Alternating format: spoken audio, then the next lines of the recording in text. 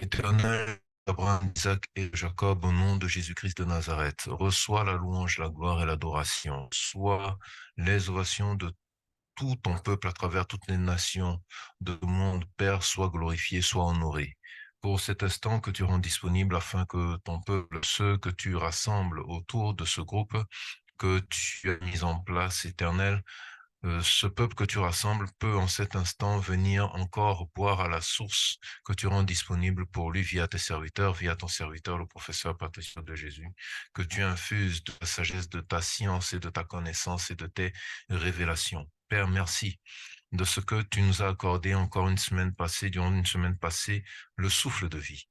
Merci, Éternel, de ce qu'il nous est encore possible de marcher parmi les vivants, de voir ta splendeur, la grandeur de ta création à travers ce monde, de pouvoir savourer en chaque instant la compagnie de ceux qui nous sont chers, de nos collègues, de nos amis, de nos familles. Merci, Éternel, de ce que nous avons cette capacité d'être bien portants, de pouvoir, après ce long moment passé, après avoir digéré ce que nous avions appris, depuis un moment, depuis le début de ce mois éternel, tu nous donnes l'opportunité maintenant de pouvoir, à travers cette session, recevoir des explications, des éclaircissements sur des songes, sur des rêves, sur des manifestations particulières. Merci éternel pour ces serviteurs de Dieu que tu rassembles dans ce groupe. Merci de ce que Père, c'est toi qui leur infuse force, sagesse et persévérance, courage, afin qu'ils puissent continuer à tenir dans cette mission, dans cet appel que tu leur as confié. Nous te sommes reconnaissants, Père, de ce que tu prends le contrôle de toutes les instances liées à la bonne marche, à la bonne réalisation de cette réunion de ce soir. Du spirituel au physique, règne en toute autorité éternelle notre Dieu. Merci de t'inviter dans tous les lieux où tous tes enfants, tous tes serviteurs se sont mis à cœur de pouvoir être réunis pour écouter, pour participer à cette session. Gloire te soit rendue, Père très saint, de ce que tout cela tu l'accomplis pour ta sainte gloire, au nom de Jésus-Christ de Nazareth, Seigneur des seigneurs et roi des rois. Amen. Encore une fois, frères et sœurs en Christ, bonsoir et soyez les bienvenus sur notre plateforme de tout le staff du groupe Spiritualité chrétienne. Je vous souhaite la bienvenue. Je suis le frère Patrick et je vous remercie de nous accorder de votre temps, de votre présence, de votre patience. Merci de ce que en ce soir, nous avons euh, en ce soir une réunion particulière par rapport justement à l'élan dans lequel nous nous sommes lancés depuis la mi-septembre, où nous avons eu la joie de partager des enseignements, de recevoir des enseignements et des instructions relatives au combat spirituel. Des enseignements, instructions relatives au combat spirituel. Nous allons y revenir. Mais avant tout, qu'est-ce que le groupe Spiritualité chrétienne? Donc, le groupe Spiritualité chrétienne est un rassemblement de serviteurs de Dieu de divers horizons qui ont à cœur ensemble de fonctionner pour apporter assistance, pour œuvrer dans l'intercession, mais aussi et surtout dans le ministère de la délivrance. Et nous avons la joie d'être répartis à travers plusieurs pays dans le monde.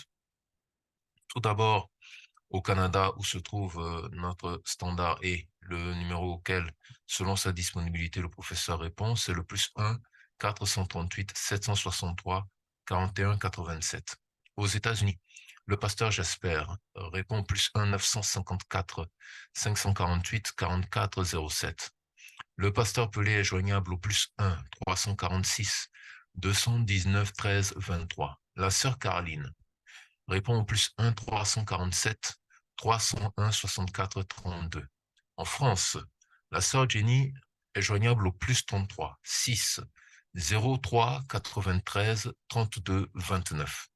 Le frère Jean-Marie, en France toujours, joignable au +33 6 86 15 94 67.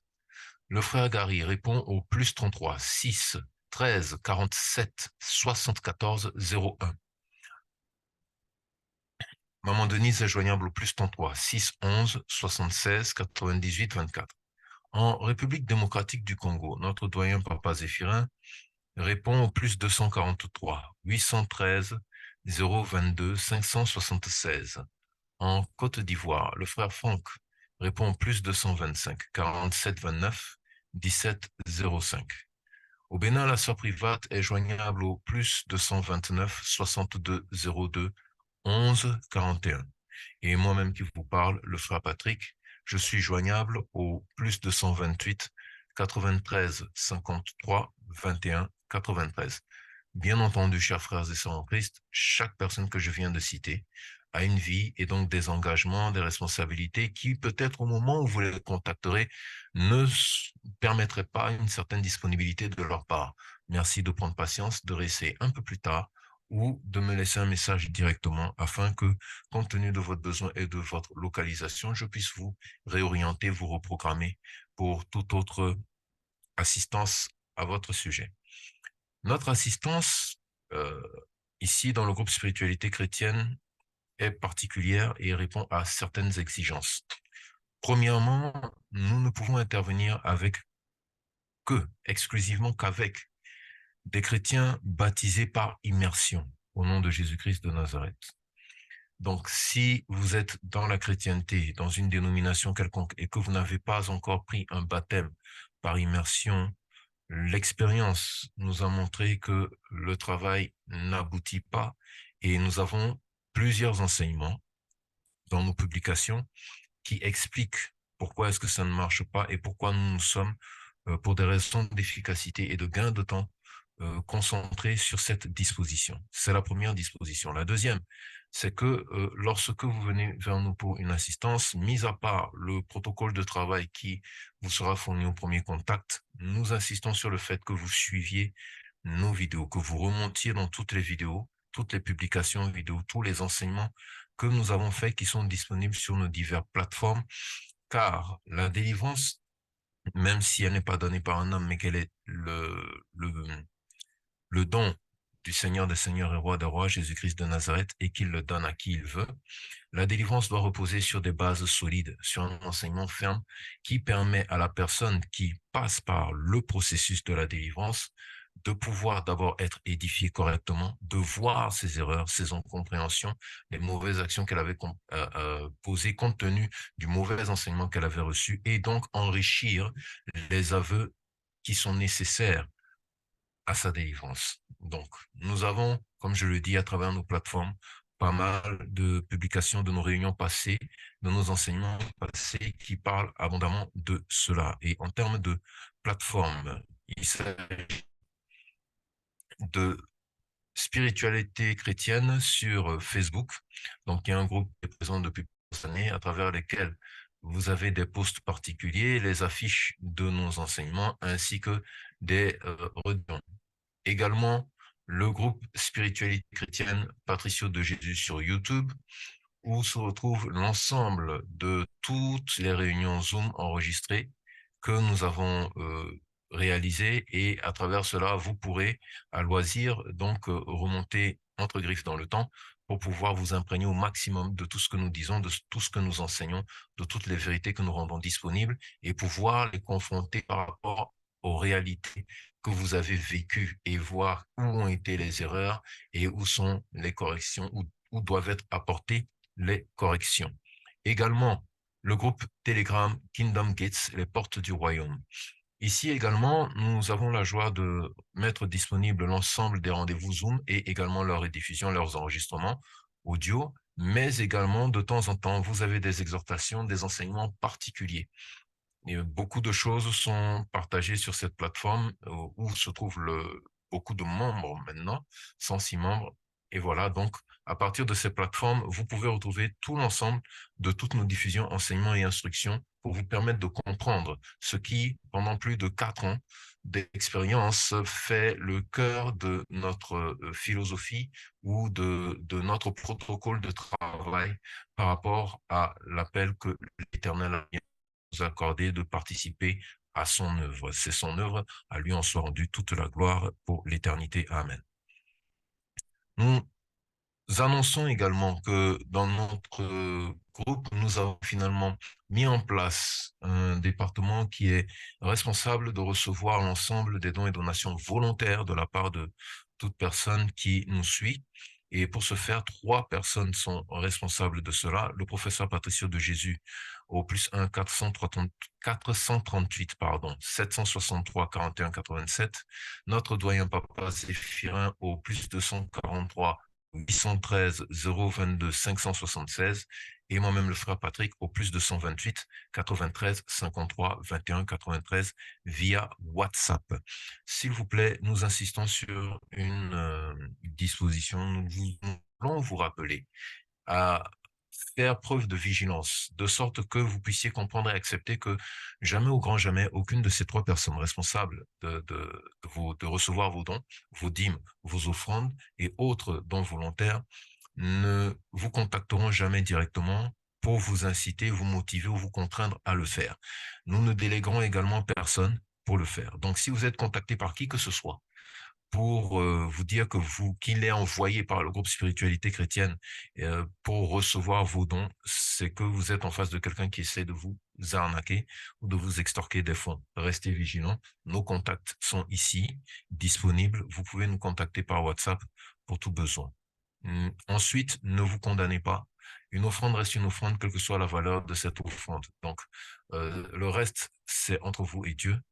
Tant que vous donnez de votre cœur, ne vous mettez pas de pression inutile pour dire que vous devez coûte que coûte donner. L'Éternel n'est pas dans la contrainte, il est dans le don volontaire, il est dans la décision volontaire de chacun. Merci pour votre compréhension.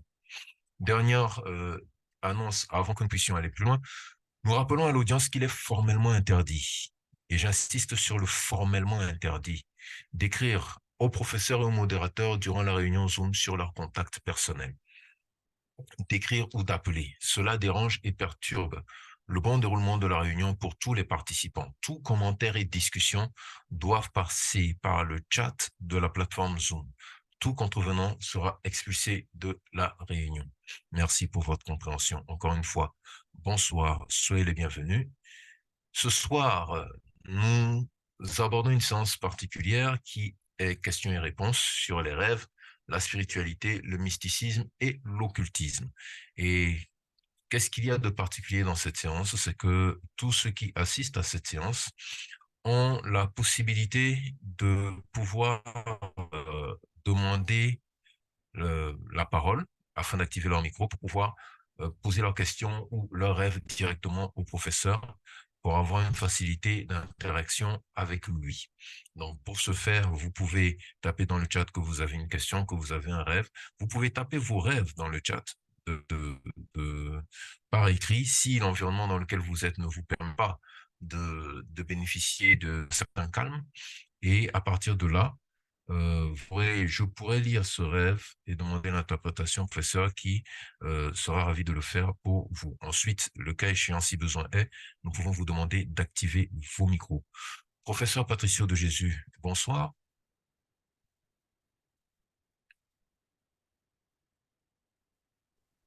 Oui, bonsoir à tout le monde, bonsoir peuple des yeux. Professeur, bonsoir encore une fois, merci d'être parmi nous. Donc, première séance de questions-réponses après tout l'élan d'enseignement qui a suivi la première séance de prière qui a donné lieu à l'apparition du manuel de prière. Pour introduire cette séance, je voudrais vous demander euh, quel était le but de cette action, de rassembler donc ces prières, de mettre en place des prières d'intercession sur des thèmes que nous savons sont très importants pour le peuple, et quels sont les bénéfices qui peuvent en être tirés sur une utilisation assez fréquente, s'il vous plaît. Oui, la prière est toujours positive parce que la prière, c'est comme un exercice. C'est comme un peu si vous voulez, les gymnastiques spirituelles. Donc, celui qui s'exerce dans la prière, automatiquement, il y a une croissance de son corps. La croissance de son corps spirituel et surtout, non seulement la croissance, mais le corps spirituel se positionne. Parce que le corps spirituel peut se positionner, mais sans grandir. Donc, la prière est très souvent pour positionner le corps, pour le maintenir à un niveau. Et la parole, comme vous le savez, elle est là pour vous faire grandir. Donc, ces exercices-là, ou bien ces prières que nous sommes en train de donner, C'est juste une façon d'aligner l'esprit dans la bonne direction. Et vous savez, comme moi, que la plus grande partie de la prière est faite par lui-même, le Saint-Esprit. Donc, c'est le Saint-Esprit qui prie à nous, qui intercède à notre place. Mais au moins, le manuel des prières nous met sur la bonne direction. Et voilà, et que beaucoup de peuples de Dieu n'avaient pas vraiment la formule des prières. Ce que nous avons mis comme prière, c'est vrai, c'est une formule. Les gens peuvent augmenter certaines paroles d'eux-mêmes qui n'étaient pas dites dans des prières pour juste s'approprier que la prière soit vraiment adaptée à leurs problèmes. Donc le manuel qui est là, il est juste mis là pour que cela puisse bénéficier surtout spirituellement au peuple de Dieu et que cela puisse les positionner dans les spirituels. D'accord, merci. Nous avons vu à travers les témoignages, il y a beaucoup de témoignages, beaucoup de réactions qui déjà ont montré, je vais dire, l'adhésion, l'acquiescement de la manifestation de l'Éternel, sa main puissante dans ces prières d'intercession. Est-ce que, comme nous l'avions dit, nous allons pouvoir, comme vous l'aviez prévu, programmer, parce que nous savons qu'il y a une prochaine séance le samedi prochain, nous aurons une autre partie, un autre volume de cette session. Est-ce que, comment est-ce que je peux dire ça? Est-ce qu'il est possible que quelqu'un qui n'a que ce manuel à la disposition ou qui s'efforce, en plus des enseignements, de se concentrer de façon précise, persévérante, au jour le jour sur ses prières, peut voir une grâce particulière se manifester, un changement se manifester dans sa vie, en termes d'efficacité. Donc, Oui, la prière, comme vous le savez, celui qui se met à prier, c'est une façon d'insister, d'obtenir quelque chose de la part de Dieu. Mais la prière, nous le disons toujours ici et nous insistons que la prière, la Bible est claire sur ces points également, parce que la Bible nous dit que la prière d'un juste a une grande efficacité. Donc, peu importe les manuels de prière qui peut exister dans le monde ou dans cet univers, si nous ne faisons pas un effort d'être juste, notre prière n'aurait pas la même efficacité. Parce que sur ces points-là, la Bible est claire. Donc, la meilleure façon, si on veut obtenir des résultats rapides par rapport à nos prières, nous devrons mélanger la prière à la vie de sanctification. Parce que nous sommes censés obtenir quelque chose provenant de la part d'un Dieu saint. Et alors, nous devrons aussi faire un effort de pouvoir nous aligner par rapport à sa sainteté pour que nous puissions entrer en contact avec lui.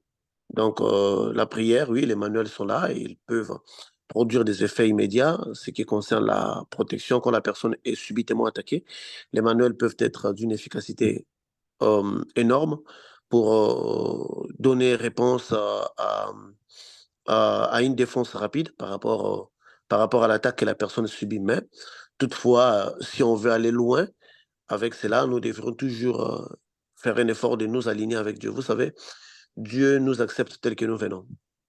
Si nous venons à l'église avec des boucles d'oreilles, Dieu va nous accepter. Si nous venons à l'église avec des cheveux coupés ou je ne sais pas quoi, avec des piercings, des tatouages, Dieu va nous accepter. Mais acceptation et marcher avec Dieu, ce sont deux choses différentes. Dieu nous accepte tels que nous venons, mais il ne marche pas avec nous tels que nous sommes. Pour que nous puissions marcher avec Dieu, nous devrions faire un effort de changer certaines choses en nous et d'obtenir des vraies valeurs chrétiennes. Donc, aujourd'hui, vraiment, j'aimerais insister les valeurs chrétiennes. Les valeurs chrétiennes, c'est de prendre la parole dans sa simplicité. Parce que la Bible est claire sur ce point. La Bible nous dit que Hem, qu'est-ce que la Bible nous dit? La Bible nous dit que, il a choisi des choses vaines pour confondre les sages de ce monde. C'est ça la vraie spiritualité. Lorsque vous voyez le christianisme emmener une certaine complexité dans sa forme d'être, ce n'est plus le christianisme. Parce que Dieu a laissé les choses qui étaient compliquées, qui étaient dans les sacerdoces, des Aaron, qui étaient très compliquées, des Urim Tsanin, beaucoup de choses qui étaient utilisées là. Dieu les a laissées parce que c'était compliqué, il fallait les apprendre, il fallait rester tant de temps pour devenir un souverain sacrificateur, pour s'engager sur des choses simples pour nous donner cette spiritualité. Mais bizarrement, nous allons voir que des chrétiens qui abandonnent ces choses simples-là pour pouvoir vouloir chercher. Si les pasteurs ne leur donnent pas une médaille, ça ne va pas marcher. Si ils ne se lavent pas avec l'eau de la pluie, ils pensent que la guérison ne va pas être là. Si la personne ne... Vous voyez, donc toutes ces choses-là, non, sort la personne dans le contexte normal du christianisme, qui les emmène dans le christianisme occulte. Parce qu'on a aussi le christianisme occulte, qui n'est rien d'autre qu'une branche du diable ancrée dans le christianisme. Donc c'est ça. D'accord. Dieu nous accepte tels que nous venons, mais il ne marche pas avec nous tels que nous sommes. Et donc, à partir de là, vous parliez de la sanctification. Et nous avons déjà vu plusieurs fois, vous nous avez parlé de marcher dans la sanctification, mais en fait, de façon concrète, en termes d'exemple d'action, qu'est-ce que ça représente? Qu'est-ce que ça veut dire concrètement pour un chrétien, marcher dans la sanctification? Bon, nous sommes dans un monde d'identité. Les entités que nous servons sont dans l'identité, ce sont des entités qui résident dans l'identité. Lucifer, lui, il a choisi son identité qui est le mal, qui est la perversion, qui est tout ce qui est mauvais pour se rapprocher de lui. L'Éternel a choisi l'inverse parce que c'était simple. Lucifer savait que ce qu'il choisissait, plusieurs personnes voudront aller vers ça parce que c'est la chose la plus facile à faire. Mm. Et Lucifer savait que l'Éternel choisissait une chose qui était difficile, que l'homme n'a pas l'envie de faire, l'homme n'a pas envie de rester à observer, à obéir, à faire certaines choses en ordre. Donc Lucifer savait qu'en allant dans cette direction, facilement, lui, il se retrouverait avec plus de gens parce que c'est dans l'ADN de l'être humain de vouloir se sentir un peu libre ou il voudrait faire valoir sa propre volonté. Donc quand on parle de la sanctification, c'est une identité parce que Dieu, l'Éternel, c'est injuste, c'est un Dieu juste. Donc, son identité, une fois qu'on marche dans son identité, on peut marcher sur ce sentier. Parce que quand on parle des sentiers des dieux, c'est pas un chemin tracé, un goudron, une voie qu'on a mis quelque part que nous voyons les gens marcher. Mais quand on dit les sentiers des dieux, les chemins des dieux, ces chemins-là, c'est quoi? C'est les pavés de la sanctification. Quand on parle des sentiers de Lucifer, c'est les pavés de la perversion. Si vous voulez atteindre un grand certain niveau dans le satanisme ou autre, on va vous demander de sacrifier des choses, de sacrifier des animaux, de sacrifier des êtres humains. On va vous demander de coucher avec vos proches, avec vos enfants, de déshonorer la femme de votre prochain, d'aller dans des orgies sexuelles. Parce que tous les satanistes se lancent dans des orgies sexuelles où ils se rencontrent beaucoup des hommes et des femmes, tous nus, ils se font l'amour. En fait, vous voyez? Donc, Lucifer va vous pousser à aller plus dans la perversion et dans le péché pour pouvoir l'atteindre, pour qu'il puisse être à l'aise avec vous. Et Dieu aussi, il va vous emmener aussi dans son sentier qui est la sanctification pour que lui aussi se sente à l'aise avec vous. Donc nous sommes dans une spiritualité des identités. Donc il faut se référer à l'identité de quelqu'un pour que tu puisses marcher avec lui. Alors, la sanctification est très importante pour ceux-là qui veulent obtenir quelque chose de la part de Dieu. Et le manque de sanctification peut être aussi appliqué dans le christianisme, mais en ces moments-là, ce n'est pas Dieu qui vous répond. Par exemple, je connais un chrétien, je parlais avec lui. Qu'est-ce que ce chrétien me dit? Il me dit que, professeur, je ne comprends pas. Toutefois que je me masturbe avant de prier, j'ai l'impression que j'ai beaucoup des expériences spirituelles pendant que je prie, pendant que je dors plutôt. Vous voyez? Ça, c'est carrément le diable. Ça, c'est carrément le diable. Parce que puisque le diable, il se déguise à l'ange de lumière. Donc, il veut vous enfoncer dans une perdition. L'unique façon que le diable peut maintenir un être humain dans la perdition, c'est de répondre à ses prières pendant que la personne est dans les péchés. Un pasteur qui triche, un pasteur qui vole, un pasteur qui tue, mais dans son église, les gens tombent, les gens sont guéris. Facilement, ce pasteur va arriver au point de dire que non, écoute, je suis réglo, ma vie est bonne, Dieu est avec moi, Dieu ne m'a pas abandonné. Il y a d'ailleurs un grand nombre de pasteurs qui frappent la poitrine en disant que Dieu ne m'a pas abandonné, mais si on va dans les fonds, Dieu les a abandonnés, parce que prenons le cas de Saoul. Saoul, Dieu l'avait rejeté, mais il avait toujours les royaumes. Donc Dieu peut vous rejeter, mais vous avez toujours les trônes avec vous. Et c'est ça, en fait, c'est l'illusion que Lucifer nous donne.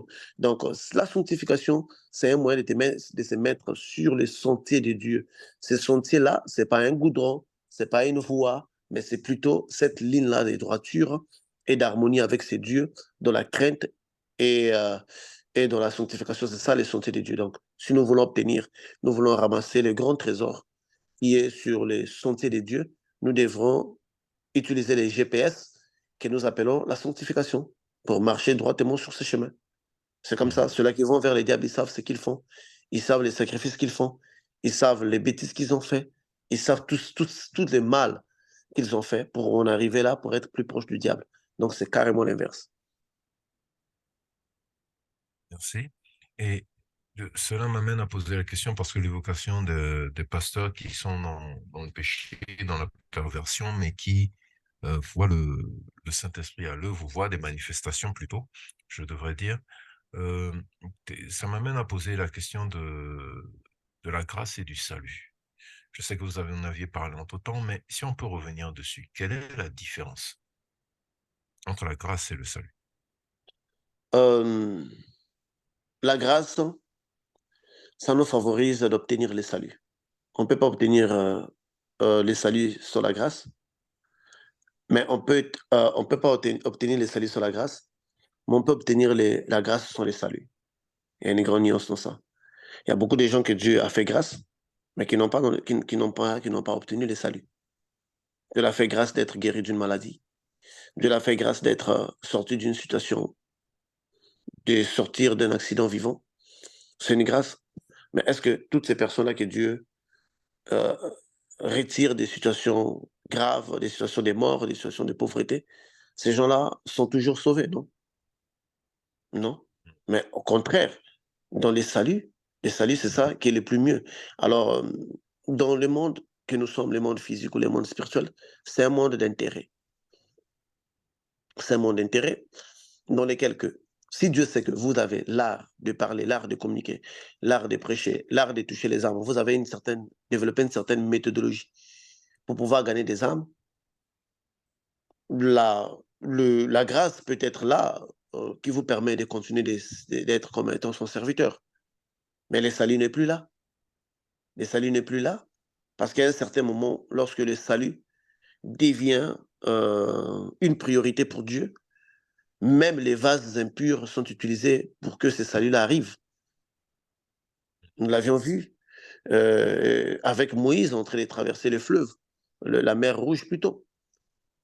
Parce que le salut était obligatoire et le nom de l'Éternel devait être glorifié. Donc, tout ce qui a été magicien, tu ne me diras pas qu'ils n'ont pas pu traverser la mer Rouge. Ils l'ont traversé, bien sûr. Des Merci, bien sûr. prostituées et des idolâtres qui, après un certain moment, ils ont commencé à faire de veaux d'or de l'autre côté. Donc, vous voyez, donc Dieu, à cause de l'audience qu'une personne peut obtenir, peut avoir plutôt, Dieu peut les laisser encore dans l'exercice, dans son ministère, pour qu'ils touchent la majorité des gens dont il voudrait toucher. Vous savez, on serait même étonné, parfois la première personne qui nous a prêché la parole, aujourd'hui même n'est plus chrétien. Parfois, lorsque nous avons été touchés par la parole d'un pasteur tel, parfois ce pasteur-là, il était dans l'impudicité, il était dans la masturbation. Parfois. Mais que le salut devait être là, était prioritaire et pour une âme, il y a beaucoup de dangers qui sont là et quand nous regardons, quand nous voyons la Bible, nous voyons que Dieu dit que j'ai appelé Nabucodonosor mon serviteur. Mais Nabucodonosor n'avait jamais servi l'Éternel.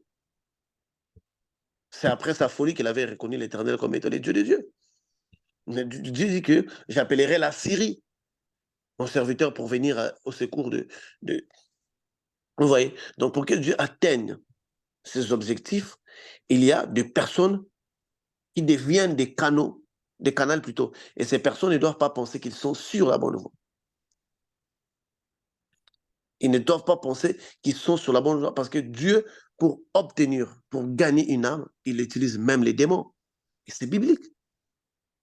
C'est biblique qu'il ait envoyé un mauvais esprit. Combien de fois, nous, dans les sens occultes, même des sorciers, ils se sont vus se contredire entre eux. Vous êtes sur le point de tuer quelqu'un, un autre démon se contredit, vous vous contredisez entre vous. Il y a des exemples comme ça. Même des criminels qui vous ont braqué, ils ne s'entendent plus. L'un d'entre eux dit que vas-y, va-t'en, on va plus te faire quelque chose contre le gré de ses amis.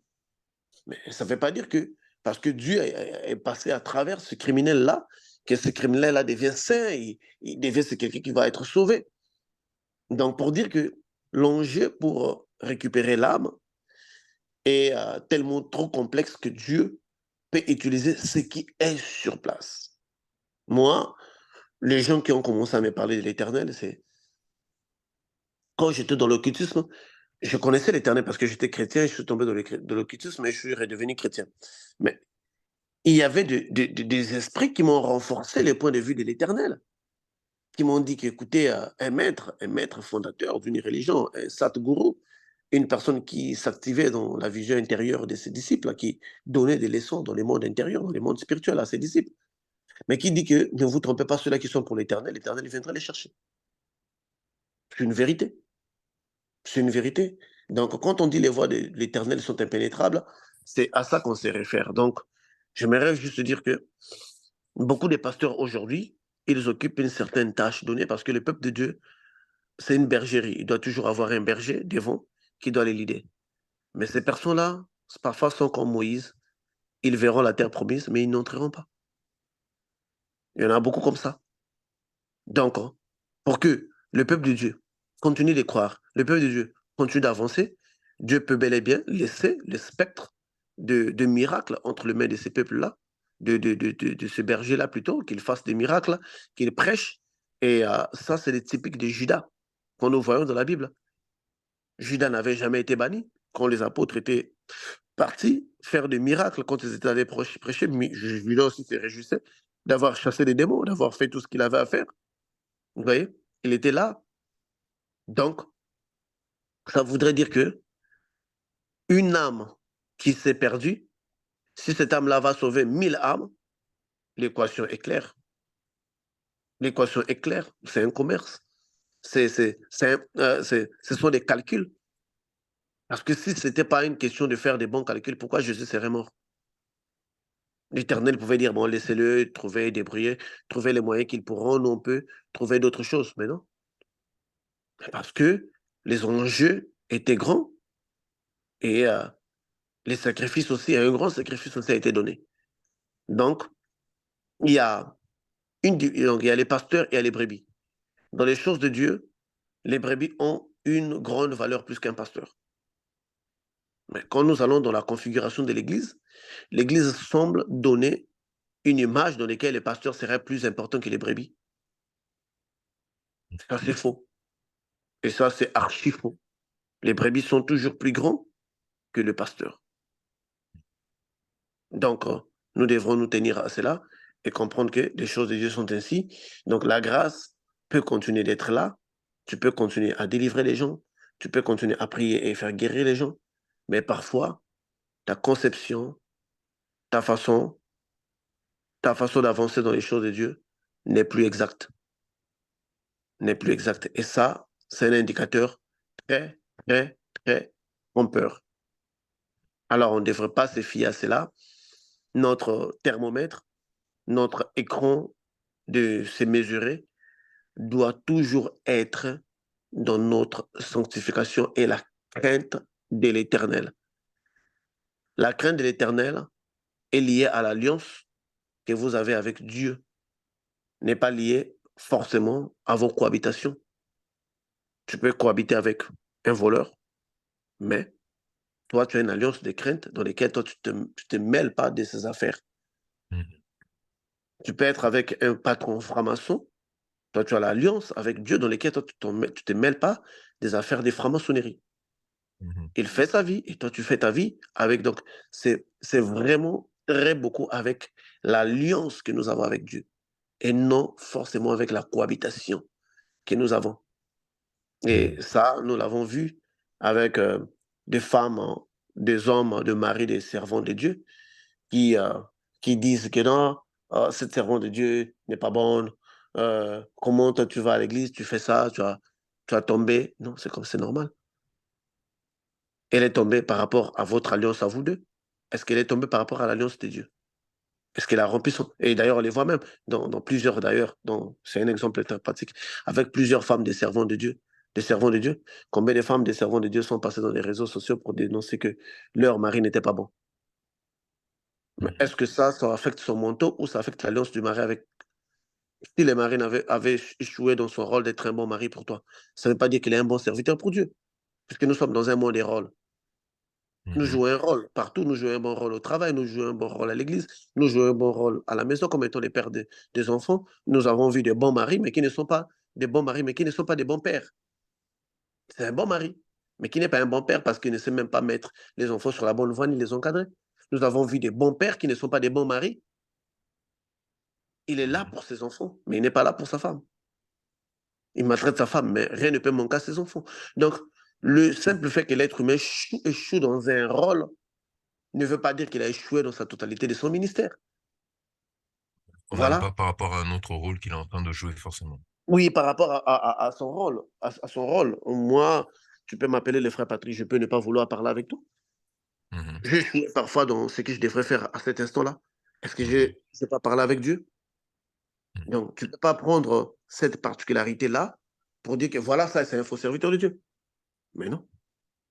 Et c'est ça, là où, en fait, l'Église est. Tu fais une erreur d'écriture, l'Église dit que tu es un faux serviteur de Dieu. Ils t'ont appréhendé en train d'insulter quelqu'un, ils ont dit que tu es un faux serviteur de Dieu. C'est comme si Mhm. c'est le péché qu'on commet qui définit qui est le vrai serviteur ou qui est le faux serviteur. Non, ce n'est pas les péchés qu'on commet. C'est les péchés dans lesquels nous vivons qui définit si tu es un vrai ou tu es un faux. Pas les péchés qu'on Mhm. commet. Parce que par précipitation, par manque de maîtrise, tu peux commettre un péché. C'est pas le péché qu'on commet, ne l'oubliez pas surtout, qui fait de vous un faux serviteur de Dieu. Mais c'est plutôt les péchés dans lesquels vous vivez. Mhm. Donc, Est-ce qu'on peut, et est-ce que, est-ce qu'on peut reporter cela aussi aux brebis? Est-ce que c'est le péché dans lequel le chrétien vit qui fait de lui un faux chrétien ou un mauvais chrétien? Est-ce on peut utiliser ce terme, mauvais chrétien? oui, mais écoutez, il n'y a jamais eu une église des saints dans ce monde. C'est une Mhm, église des pécheurs, où mhm, d'ailleurs Dieu dit que Jésus dit que si vous dites que vous n'avez pas péché, vous faites de ma parole un mensonge. mhm, Donc, ça veut dire qu'au départ, nous sommes dans une communauté de gens imparfaits, personnes imparfaites. Alors, le problème, la problématique, ou si vous voulez, n'est plus de celui-là qui a fait un péché, mais qui vit dans les péchés. Parce que ce n'est pas commettre un péché qui ouvre les portes dans la possession démoniaque, mais c'est vivre dans les péchés, c'est les choix des péchés. Parce que quand on choisit les péchés, on ne choisit pas seulement l'acte, on choisit les conséquences derrière l'acte et les esprits derrière l'acte. mhm, Tu peux voir un démon, mhm, le démon n'a pas le même pouvoir avec un démon que toi tu as choisi, le frère Patrick. Les démons qu'on a choisi est plus fort parce qu'on l'a choisi. Mais les démons qu'on l'a vu manifester, on ne l'a pas choisi. Il est toujours à l'extérieur parce que des choses entrent à l'intérieur de nous par choix. Par choix, c'est les choix qui ouvrent les portes intérieures. Donc, même à l'église, nous avons des chrétiens qui tombent tous les jours, qui se relèvent, qui tombent tous les jours, qui se relèvent, qui tombent tous les jours. Il y a des mécanismes que nous avions mis pour faire grandir un chrétien. Mais ces mécanismes-là ne sont pas là un moyen de condamnation. Parce que de toutes les façons, même si vous voulez faire grandir un chrétien, vous devrez toujours lui donner une chance de grandir plus. Mais ces mécanismes-là que nous avons mis, c'est lié à plusieurs facteurs. Le mécanisme-là peut être pour les pousser à la sanctification, pour les pousser au respect, surtout les respects, surtout les respects. Vous voyez? L'Église peut opter des mécanismes pour emmener ces chrétiens à l'être, même dans un couple. Lorsque le mari voit ou la femme voit qu'il a trop de débordements, le mari peut opter une autre attitude pour, euh, pour garder une certaine, une certaine considération. Comme toujours mhm, les sages disent que le mariage, les mariages tuent les mystères. Les mariages tuent les mystères. Parce que l'homme que tu as avant les mariages, ce n'est pas l'homme que tu seras avant les mariages, après le mariage. le Donc, mariage. si déjà dans les fiançailles, le mystère n'est plus là, dans les mariages, il n'y aura plus rien. Dans les fiançailles, la femme va beaucoup te respecter, mais dans les mariages, elle ne va pas beaucoup te respecter, elle va te respecter. Parce qu'il y a quelque Mhm, chose qui est mort là, tu mhm, vois. Donc, de cela, On veut toujours partir avec une grande quantité pour enfin rester avec quelque chose que de partir avec rien. C'est comme si on vous disait de glisser sur les goudrons pendant 1 mètre. Vous les ferez plus facilement si vous avez des grosses bottes avec de grosses semelles. Au fur et à mesure qu'on va commencer à vous tirer dans les goudrons jusqu'à la fin là-bas, vous aurez perdu le semelle et, Mhm. vous allez vous gratter juste un peu le plan des pieds. Mhm. Mais ce n'est pas de la même façon avec quelqu'un qui commence déjà dès le début, on le tire, il n'a rien sur ses pieds. Mhm. Donc, vous Mhm. voyez, il y a Mhm. une Oui. grande partie des choses qui se perdent. Alors, on voudrait en avoir assez pour qu'on arrive avec le peu que de n'en pas en avoir et puis d'en arriver nulle part. Moi, personnellement, déjà, quand quelqu'un me contacte, me dire qu'écoute, mon mari ne me respecte pas, mon mari, la première question que je pose, il a commencé après les mariages ou avant les mariages? Avant les mariages, je ne parle plus avec toi. Parce qu'avant les mariages, ça te donne une marge de manœuvre pour ne pas aller dans le couple avec cette personne, pour ne pas aller loin avec cette personne. Mhm. Tu ne veux pas vouloir réparer cela dans les mariages. Donc, vous voyez, donc c'est un peu ça. Nous ne cherchons pas à obtenir des chrétiens parfaits, mais nous, la première des choses, nous voulons avoir des chrétiens qui peuvent tomber, mais qui ne vivent pas dans les péchés et qui ont surtout un grand sens de responsabilité. Et quand j'insiste sur le sens de responsabilité, les frères Patrick, tu sais à quoi je parle. Papa Mpene, c'est de quoi je parle? Des grands sens de responsabilité. Et c'est ce qui fait un grand chrétien. Parce qu'un grand chrétien, moi là, Patricio, vous ne me verrez jamais, même parce que je suis avec une petite amie sorcière, que je veux lui jeter toute la part des responsabilités. Je dirais toujours que moi, j'ai failli. Moi. J'ai failli. Si on est arrivé là où nous sommes arrivés, parce que moi, j'ai failli. Elle a fait sa Mhm. part parce que moi, j'ai failli. Mhm. Je ne peux pas rester dans mon divan, dire que cette femme-là est venue me détruire. Non, moi, j'ai failli. Elle a fait ce qu'elle... Une fois, je, je rentre à la maison, j'arrive à la station-service, je vois des gens, des Black Afro, des Américains, qui ouvrent le Mhm. coffre de leur voiture, qui me disent Bro, Cam. Et il m'appelle et me dit Viens, frère. Il ouvre là, je vois derrière, il y avait beaucoup de laptops de Apple. Il me dit, ah ouais, selling that. Donc, on est en train de vendre ça cheap. Donc, un prix très bas, $400. Moi, je dis que je parle de $400 parce que ça semble être nouveau. Et les Apple, l'ordinateur est à 2000 parce que ça vient de sortir. Bien sûr. Il dit, ah bon, si tu as $200, on va aller. Et bon, moi, déjà, par rapport au prix, ils m'ont dit que, écoute, nous, on travaille là où on fait des Apple. Bon, notre manager a pu sortir quelques tubes de Apple et nous, on avait eu. Notre manager nous a demandé de vendre. Moi, je dis, Kena, qu'est-ce que je peux voir ça? Il m'a dit que non, tu ne peux pas les sortir ici, il y a des caméras, nous sommes à la station-service. Tu veux qu'on se fasse arrêter ou quoi? Alors à la banque, et puis je vais à la banque, je mets ma carte. C'était pour la première fois de ma vie que je mets les codes exacts. Non seulement la banque, le ATM, ça doit écrire que code incorrect, non, quand tu mets les faux PIN, n'est-ce pas? Oui. Oui. C'est-à-dire, mais la banque n'a pas dit PIN incorrect, la banque a ressorti ma carte et me l'a redonnée. Reprenez votre carte. De Mhm. système-là qui dit Mhm. reprenez votre carte. OK. Sans présence d'esprit, qu'est-ce que je devrais faire? Pourquoi est-ce que la banque, c'est quelque chose qui n'arrive pas? Parce que Dieu choisit des événements uniques pour nous passer des messages uniques qui nous éveillent plus. Je prends encore la carte, je remets la carte, je mets les codes, c'est là où les $200 sortent. Je les trouve déjà assis sur les bancs de la voiture, je leur donne et mettons l'ordinateur. Ils démarrent, ils s'en vont. J'ouvre le, le sachet, c'était un morceau de céramique. Vous voyez? Je dis, ah l'Éternel, comment tu as permis que les gens me volent? Il dit, et ils ont fait ce qu'ils ont l'habitude de faire. Mais c'est toi qui n'as pas fait ce que toi tu devrais faire.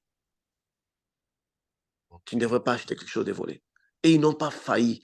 Ils ont bien, bel et bien fait leur tâche. Parce que c'est ça qu'ils doivent faire. Ils ont bien fait leur tâche. Mais c'est toi qui as failli dans ta mission. Vous voyez?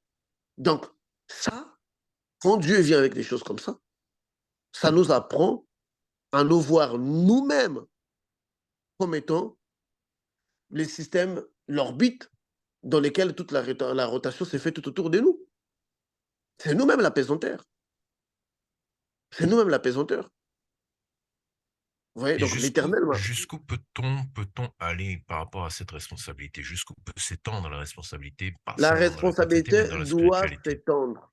La Mmh. responsabilité doit s'étendre à accepter le poids de nos actes et de nos conséquences que nous sommes l'auteur. Chaque acte que nous avons posé dans le passé ou dans le présent, quelles que David soient les fuyant, conséquences. David fuyant son fils Absalom. Une personne Oui. s'est mise et commence à les maudire. Un vaillant guerrier à côté de David, voulant frapper, dit que laisse que je le frappe. David dit, si cet homme est en train de me maudire, certainement l'Éternel a dit de me maudire parce que c'est à cause de mes erreurs que cette personne est en train de me maudire. Mmh. Il Mmh. se tient là pour me maudire parce que l'Éternel lui a permis de me maudire parce que moi j'ai péché. Pourquoi tu les frapperas aujourd'hui? Ne les frappe pas. Donc, David, il quitte son royaume, même des gens qu'il croise au cours des routes, il se dit que ces gens-là se dressent contre moi parce que moi j'ai fauté. Combien d'entre nous, chrétiens, nous sommes au point de reconnaître que si les sorciers sont devenus forts dans notre vie parce que nous, on est dans la masturbation. Si les sorciers sont devenus forts dans notre vie parce que nous, on triche dans notre relation. Combien de chrétiens sont au point de ne pas voir les conséquences, mais de voir que c'est eux la gravité de tout. Et c'est ça le grand sens des responsabilités qui changent radicalement nos prières. Frère Patrick, tu es présent.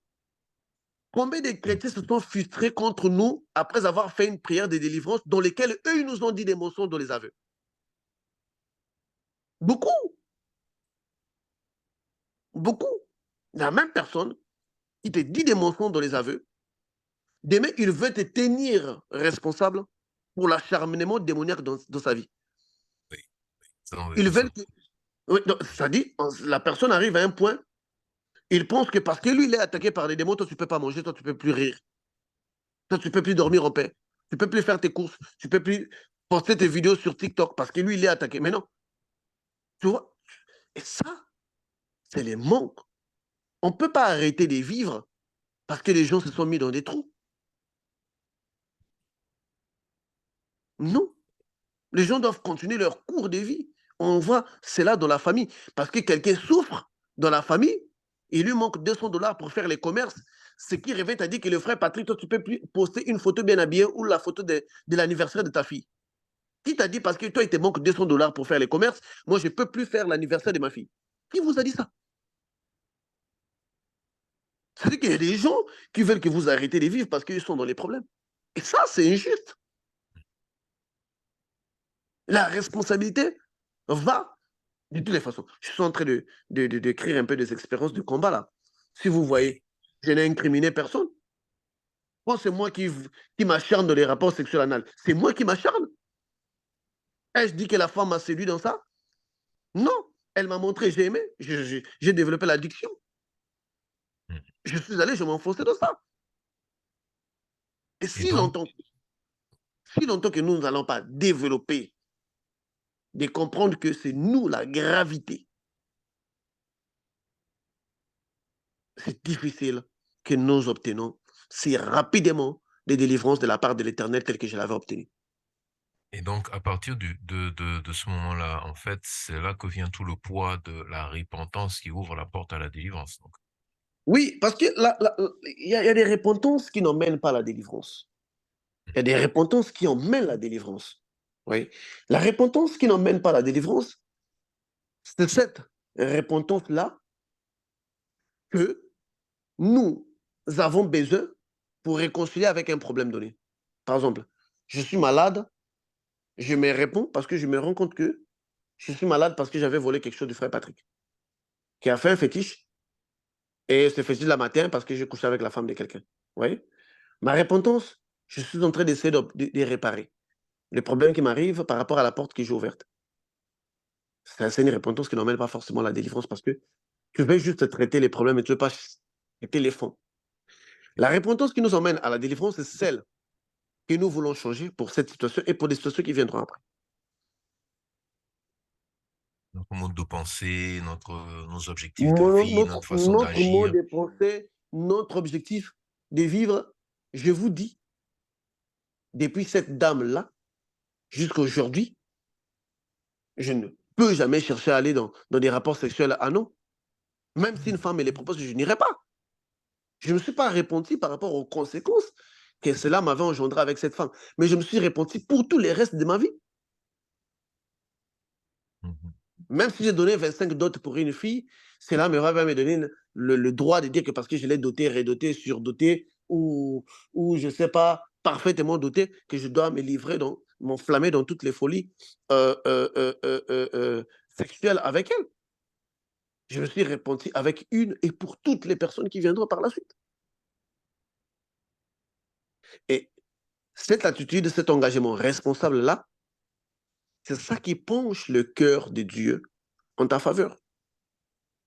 Parce que Dieu, nous sommes avec un Dieu qui ne cherche pas des solutions provisoires. Si c'était des solutions provisoires, on en avait. Brûler les taureaux tous les jours, brûler les animaux. On est avec un Dieu qui cherche des solutions définitives. Voilà pourquoi Jésus devrait venir.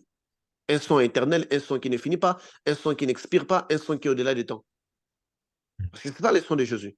Un son qui serait au-delà du temps, un son qui n'expire pas, un son universel compatible, qui va couvrir toutes les générations. Parce que seulement les sons d'un éternel qui pouvait couvrir le péché éternel des hommes. Il n'est pas sur des solutions provisoires. Alors, comment pourrons-nous servir un Dieu des solutions définitives avec des solutions provisoires? Je me réponds parce qu'on m'attrape avec un homme et je suis une femme mariée. Je me réponds pour cette tâche-là, pour cette erreur-là. Mais je ne me réponds pas pour toute la vie. Donc, si la même personne, vous les mettez devant un homme qui ne la contrôle pas, la même personne va recommencer. Et c'est là le danger. C'est là les dangers. Moi, quand j'étais en train de faire les comptes hier avec le Saint-Esprit, je me suis arrivé avec plus de 50 expériences de combats que j'ai sortis dans la victoire. Je me suis dit, mais tiens, en 8 ans, j'ai obtenu la victoire sur plus de 50 combats. Bon, frère, Mhm. si chaque combat me prenait seulement une année, combien de temps j'aurais fait dans ces combats-là? 50 ans. 50 ans. J'aurais passé ma vie comme ça, à Oui, combattre. oui. Mais pourquoi est-ce que, donc si on prend les calculatrices, on prend 8 ans divisé par 50, ça nous fait quelque chose de près de 7 combats par année. Mhm. Comment est-ce que je le passe si vite? Mhm. Ce n'est pas parce que je suis une personne spéciale. Je suis une personne qui sait encaisser et accepter quand j'encaisse par ma faute. Quand c'est par ma faute, quand j'avais la possibilité de dire oui ou non et que j'ai accepté de les faire, je vais encaisser. Je vais encaisser. On parlait avec une sœur aujourd'hui, toi tu le sais. Après 3 ans que la sœur est avec nous, une telle personne, s'il accepte un rituel magique, c'est pas une personne qui ne nous connaît pas. C'est une personne qui connaît les pouvoirs de la responsabilité. Si cette personne accepte un rituel magique après 3 ans d'avoir été avec nous, et il se rend compte qu'il est maintenant possédé par des démons, tu crois que vraiment, moi, Patricio, je vais prendre mon temps pour prier pour une telle personne? Mais non. Où est le sens des responsabilités dans ça? Quand rendrons-nous des gens responsables? Ce qui nous amène à la question sur la responsabilité des serviteurs. Quelle est la responsabilité des serviteurs dans leur appel, dans leur ministère, par rapport au peuple, au regard La de l'Éternel? responsabilité d'un serviteur de Dieu, c'est d'abord de montrer les chemins de Dieu aux serviteurs. Ces chemins-là Aux peut être brebis, le aux chemin de brebis, Dieu aux pardon. brebis. Voilà, d'accord. Les chemins de Dieu aux brebis.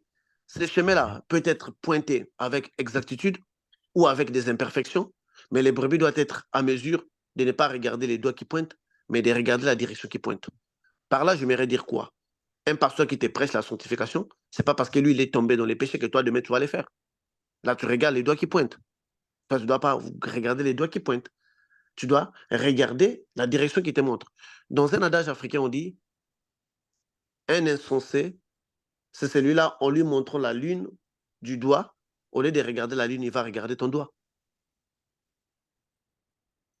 Donc, le premier rôle d'un berger, c'est de veiller à ce que les troupeaux entrent et que Mhm. l'objectif que nous ayons, que le brebis puisse voir dans quoi tu veux les emmener. Mhm. Israël a expérimenté cela avec Moïse. Israël n'a pas arrêté leur avancée vers la terre promise parce que Moïse était tombé. Ils ont dit que c'était ça la vision de Moïse. C'était de ça qu'il nous avait parlé toute sa vie. Même s'il est tombé, nous continuons de croire que cette terre existe. Il n'avait pas Mhm. lié la terre promise à la vie de Moïse. Mhm. Il n'avait pas lié leur délivrance à la vie de Moïse. Il n'avait pas lié leur sanctification à la vie de Moïse. Parce que Moïse avait pris une femme égyptienne dont il disait qu'elle n'est pas touchée. Il n'avait pas lié. Il n'avait pas lié. Or, la responsabilité d'un serviteur, d'un berger, c'est d'abord celui-là. Des guérisons, des délivrances, ce sont des entretiens du troupeau. Que Dieu lui a permis de faire les entretiens du troupeau. Et voilà pourquoi Dieu ne viendrait jamais mettre un serviteur de Dieu en enfer parce qu'il n'a pas voulu prier pour quelqu'un. Il va les convaincre. Cas de Jonas. Il voulait convaincre Jonas. Il n'y a aucune loi spirituelle qui t'impose de prier pour quelqu'un. Il n'y en a pas. Et ça n'existait pas. C'est toujours du bon vouloir de la personne et la façon dont les choses lui touchent au cœur. Parce que Dieu ne règne pas en maître, mais il règne, il collabore avec ses serviteurs. Il demande à ses serviteurs, va prier pour un tel, allez-y dans les chemins, tu verras un tel, prie pour lui. Et s'il trouve que tu ne veux pas, il va trouver un moyen de te convaincre. Il va. Moi, une fois, je priais pour une dame là, une maman. Nous avons prié, nous avons prié, nous avons chassé des démons, nous avons chassé des démons. Mais après un certain temps, j'ai remarqué qu'elle avait des choses qu'elle ne m'avait pas dit. Et elle-même, elle s'est rendue compte qu'il y a, il y a quelque chose qu'elle n'avait pas dit qui bloquait sa délivrance. Cette maman vient, il me dit que non, écoute papa, je t'avais pas tout dit, parce que en fait, ma mère, voilà, voilà, j'avais fait des rituels avec elle, dans des rituels moi-même aussi. Parce qu'au départ, c'était toujours, oh là, là, c'est victimisé, ils m'ont emmené, mes parents m'ont fait ça. Mais un certain jour, il prit la responsabilité de dire que non, moi-même j'étais en tête, moi-même j'ai créé des événements, moi-même j'ai provoqué, à part ce que mes parents m'ont fait faire, moi-même aussi j'avais pris le goût et l'allure d'aller les faire. Et tellement que les choses qu'elle avait crachées étaient 75% de la vérité qu'elle m'avait dit. Donc la vérité qu'elle m'avait dit qui nous avait conduit aux prières n'était que 25%.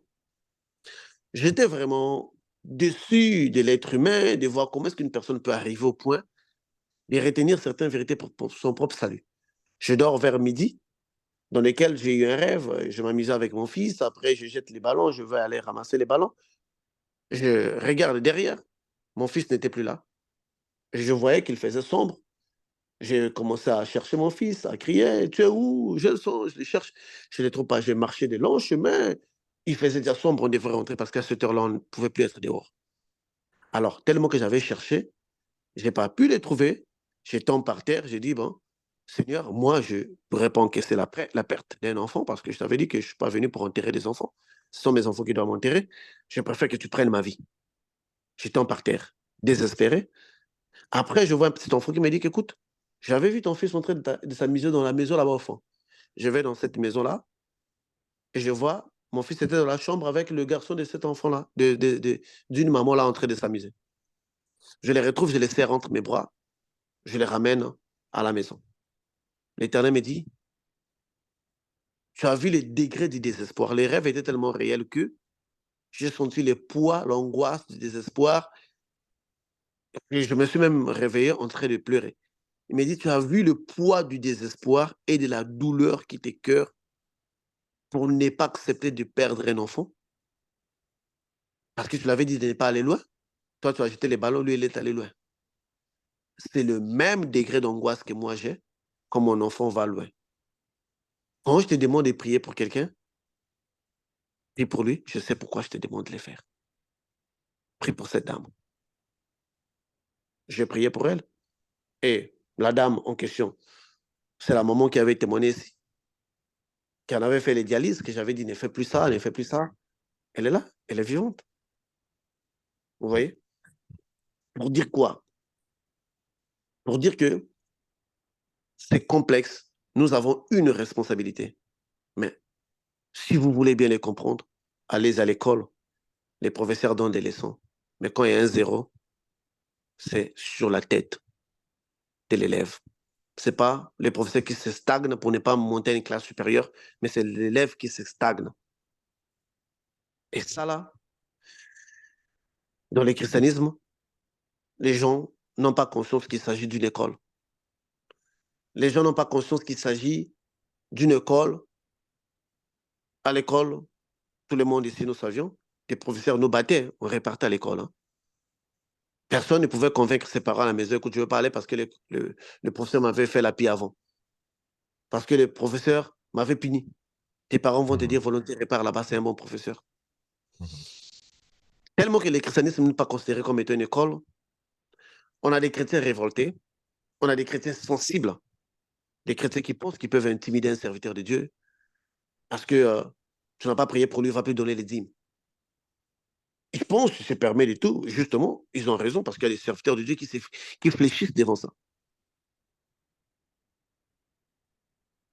Mais si on sort du contexte et on prend le christianisme dans les choses normales, dans la façon, dans l'angle où il faut, on comprendra que c'est une école, le même maître qui chérissait les disciples, c'est ce même maître-là qui avait cassé les choses au temple, qui avait cassé les marchés au temple, c'est ce même maître-là qui les appelait jusqu'à quand deviendrez-vous intelligent, jusqu'à quand vous allez comprendre, c'est ce même maître-là qui les blâmait.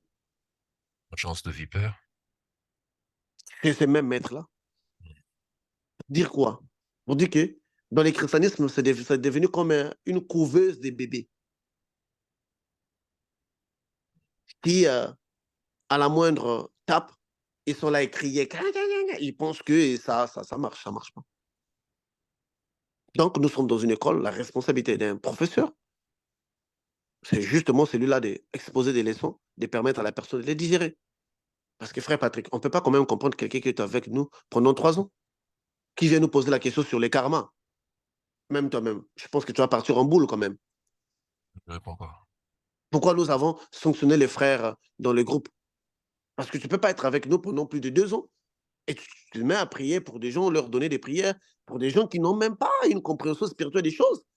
Ils vont aller voir un homme, ils te demandent de faire des prières, et cet homme-là, dans les péchés, ça a marché. Ils viennent avec toi pour te donner un retour rempli de joie. Cet homme-là, quand tu m'as vu, il était content, il était. Ça, c'est quoi? On ne peut pas tolérer cela parce que tu ne peux pas être avec nous et ne pas avoir notre ADN. Tu ne peux pas être avec nous pendant 2 ans et aller faire les rituels magiques. Non, ou tu es dans notre bergerie, mais tu n'es pas des nôtres. Parce que nous, ici, on sait qu'on peut souffrir, on peut galérer, on peut rester avec un seul pantalon, mais on reste avec l'éternel, jamais aller voir chez les diables. C'est notre devise. Alors, donc, il y a des choses que, moi, je pense que le chrétien doit comprendre à un certain moment que notre croissance spirituelle n'est pas facile. Parce qu'il faudrait appliquer les mentales, il faut appliquer les efforts de marcher convenablement. Euh, il ne faut pas te focaliser sur ce que les gens ne te donnent pas, mais il faut être reconnaissant pour ce que les gens te donnent. Parce qu'on arrive à un point que les gens se focalisent seulement sur ce que vous ne leur donnez pas, mais ne sont jamais reconnaissants pour ce que vous leur donnez. Et quand on atteint ces points-là, c'est grave parce que vous êtes en train de créer un arbre de, de l'ingratitude et des gens qui ne vont jamais grandir. Professeur, vous avez dit quelque chose tout à l'heure. Déjà un petit récap si vous nous rejoignez, parce que j'ai vu qu'entre-temps, beaucoup de personnes se sont connectées. Cette séance de ce soir pour le groupe Spiritualité chrétienne, c'est questions et réponses sur les rêves, la spiritualité, le mysticisme et l'occultisme. Et la soirée de ce soir a commencé avec beaucoup de questions sur la chrétienté. Et nous sommes heureux de rendre disponible la parole à qui la veut pour pouvoir exposer un rêve, poser une question particulière par rapport à une expérience qu'il a eue à une certaine époque, et ainsi de pouvoir interagir avec le professeur. Pour cela, il suffit d'utiliser l'option lever la main ou de tout simplement taper son rêve dans le chat afin que je puisse le lire et que le professeur ainsi puisse l'interpréter. Donc, je vois une main levée. Frère Aristide, vous pouvez activer votre micro, s'il vous plaît? Shalom, shalom, peuple de Dieu. Vous avez la parole, frère. Gloire à Jésus-Christ de Nazareth. Je salue le professeur et tout le groupe pour la spiritualité chrétienne. Il y a, j'ai fait un programme. J'ai fait un programme par rapport aux ordonnances de vente liées aux liens placentaires, aux liens de sang et puis aux dettes. Voilà, j'ai fait ces trois-là en 3 jours, 3 jours, 3 jours. S'il vous plaît, J'ai définissez commencé ordonnance par de vente. Quand vous dites ordonnance de vente, c'est-à-dire par rapport, si vous parlez du manuel de prière, les instructions dans l'émission de oui, manuel de prière, donc en fait pour ceux qui ont été vendus dans la sorcellerie. non, les packs de vente. Ok, d'accord. Le samedi Merci. passé, on a vu les packs Merci. de vente. Ok, C'est continuez. bon? Oui, Continuez. oui. Oui. Donc, sur les packs de vente, j'ai commencé par le lien du sang. J'ai commencé premier jour, je n'ai pas vu quelque chose. Le deuxième jour, j'ai fait un songe. Le songe, j'ai fait 2 songes. Le premier songe, j'étais dans un lieu, c'était un peu sombre. Le lieu était un peu sombre. C'était comme genre des ruines. Maintenant, j'avais garé une voiture, comment on appelle, les Dina, là, les mini-cars. Voilà, c'était un Oui. mini-car. Mhm. Voilà. Donc, le mini-car, il y avait la lumière allumée dedans. Et puis, j'ai dit à quelqu'un de balayer dedans, de mettre le car au propre. Donc, il était là, mettre ça au propre. Il était là, nettoyer ça bien, bien. Et comme c'était la nuit, j'étais un peu décalé du car. Et j'ai entendu une voiture venir rapidement. Donc, quand j'ai vu la voiture, j'ai eu peur. Donc, je suis rentré dans comme un hangar, mais l'hangar était cassé, cassé. Je suis entré dans Mhm. un hangar, j'ai vu la voiture, c'était une BMW blanche. La voiture est venue garer juste à côté du mini-car qui m'appartenait. Et ces deux personnes-là, pareil, moi, je suis parti me cacher, j'avais un peu peur. Ces deux personnes-là ont ouvert la portière et ils ont commencé à fuir comme si on les poursuivait. Ils ont commencé à fuir et puis ils ont commencé à regarder derrière. Donc, comment je les ai regardés, je les ai vus, je dis, est-ce que c'est pas la police ou bien c'est pas quelqu'un qui les cherche et puis ils sont. Donc, j'ai regardé vers où ils sont quittés, je n'ai vu personne. J'ai dit, mais qu'est-ce qui se passe? Donc, je revenais maintenant vers le mini-car où ils avaient garé la voiture blanche à côté. Et puis, dès que je suis sorti du hangar, le coin était jour. Et j'ai vu la femme de notre pianiste dans la communauté que je prie les dimanches dans la journée. J'ai vu la femme du pianiste et je lui ai demandé, mais qu'est-ce qui s'est passé ici? Elle dit, mais rien ne s'est passé. Donc, je partais vers les deux voitures et je me suis réveillé. Le, si je peux continuer? Oui, bien sûr. Non, Ouais, le c'est le premier deuxième, rêve. C'est le premier oui, c'est rêve. le premier. Oui, oui. D'accord. Professeur? Oui. Et le rêve, la voiture veut dire sa propre vie. Nous avions déjà donné des significations similaires. La voiture, c'est votre avenir, c'est votre vie. Ça vous permet de déplacer d'un endroit à un autre. Donc, ce que vous avez vu là, que vous êtes en train de nettoyer votre avenir, il y aura des gens qui viendront tenter, mais qui par la suite prendront la fuite. Ils ne pourront plus les toucher.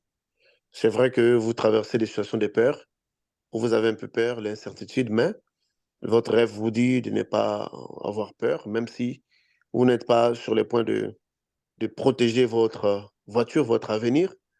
Il y a déjà une force suprême qui est au-delà de ça, qui va le mettre en déroute. Amen. Amen. Deuxième rêve?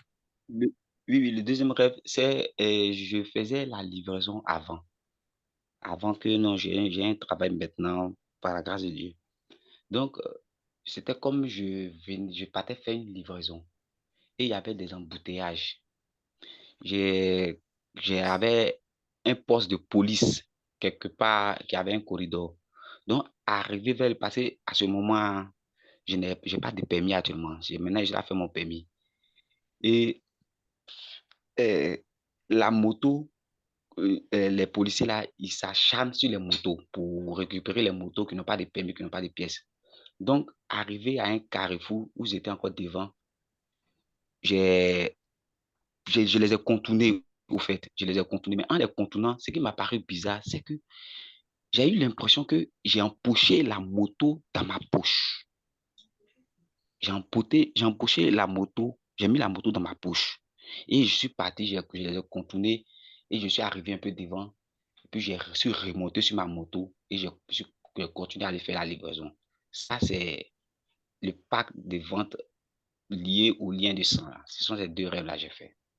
Oui, les 2 rêves, sont similaires. La moto, c'est toujours ça ré c'est l'équivalent de la voiture. Donc ça veut dire que plus personne ne peut toucher ton avenir, hein.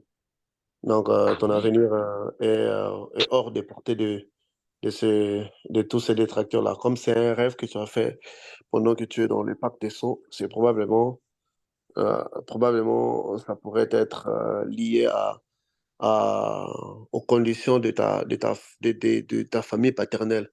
Quelque chose comme ça, mais ce qui est vrai, les 2 rêves sont là une répétition de Le même de message. du même message qui dit que: «Ne vous en faites plus, ne vous inquiétez pas pour votre avenir, car il est, protégé». Gloire à Jésus. Non, gloire à Maintenant, Dieu pour votre vie. Un autre rêve?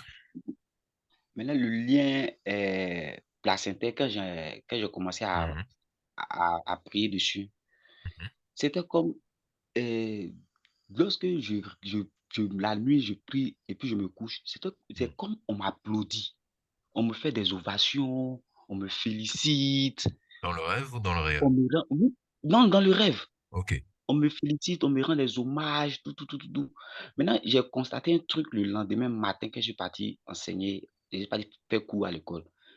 Il y avait un enseignant et il y avait le directeur qui étaient à faire mes éloges. Donc, ça a attiré aussi mon attention sur le rêve que j'ai fait. Donc, je- c'est ça. Oui, mais il y a pas un message alarmant. Là, c'est si tu vois qu'on t'applaudit, ça veut dire que là, c'est bon.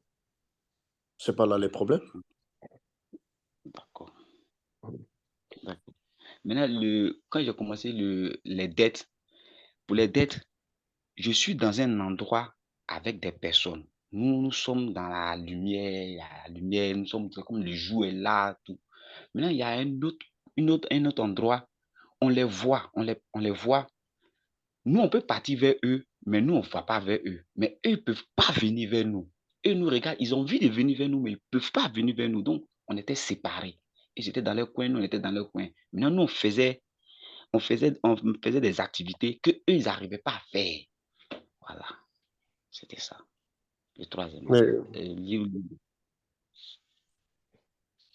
oui, vous pouvez aller là où ils sont, ils peuvent pas arriver là où ils sont. Donc il y a pas un lien, hein, il y a pas de ces esprits-là qui peuvent, arriver vers vous, donc il y a pas un lien de dette qu'on pourrait dire qui pourrait peser actuellement sur votre épanouissement. Il y en a pas. Parce que toi, tu as la marge de manœuvre, eux n'ont pas la marge de manœuvre. Il y a ces esprits-là de dette n'arrivent que dans ta vie s'ils ont un lien.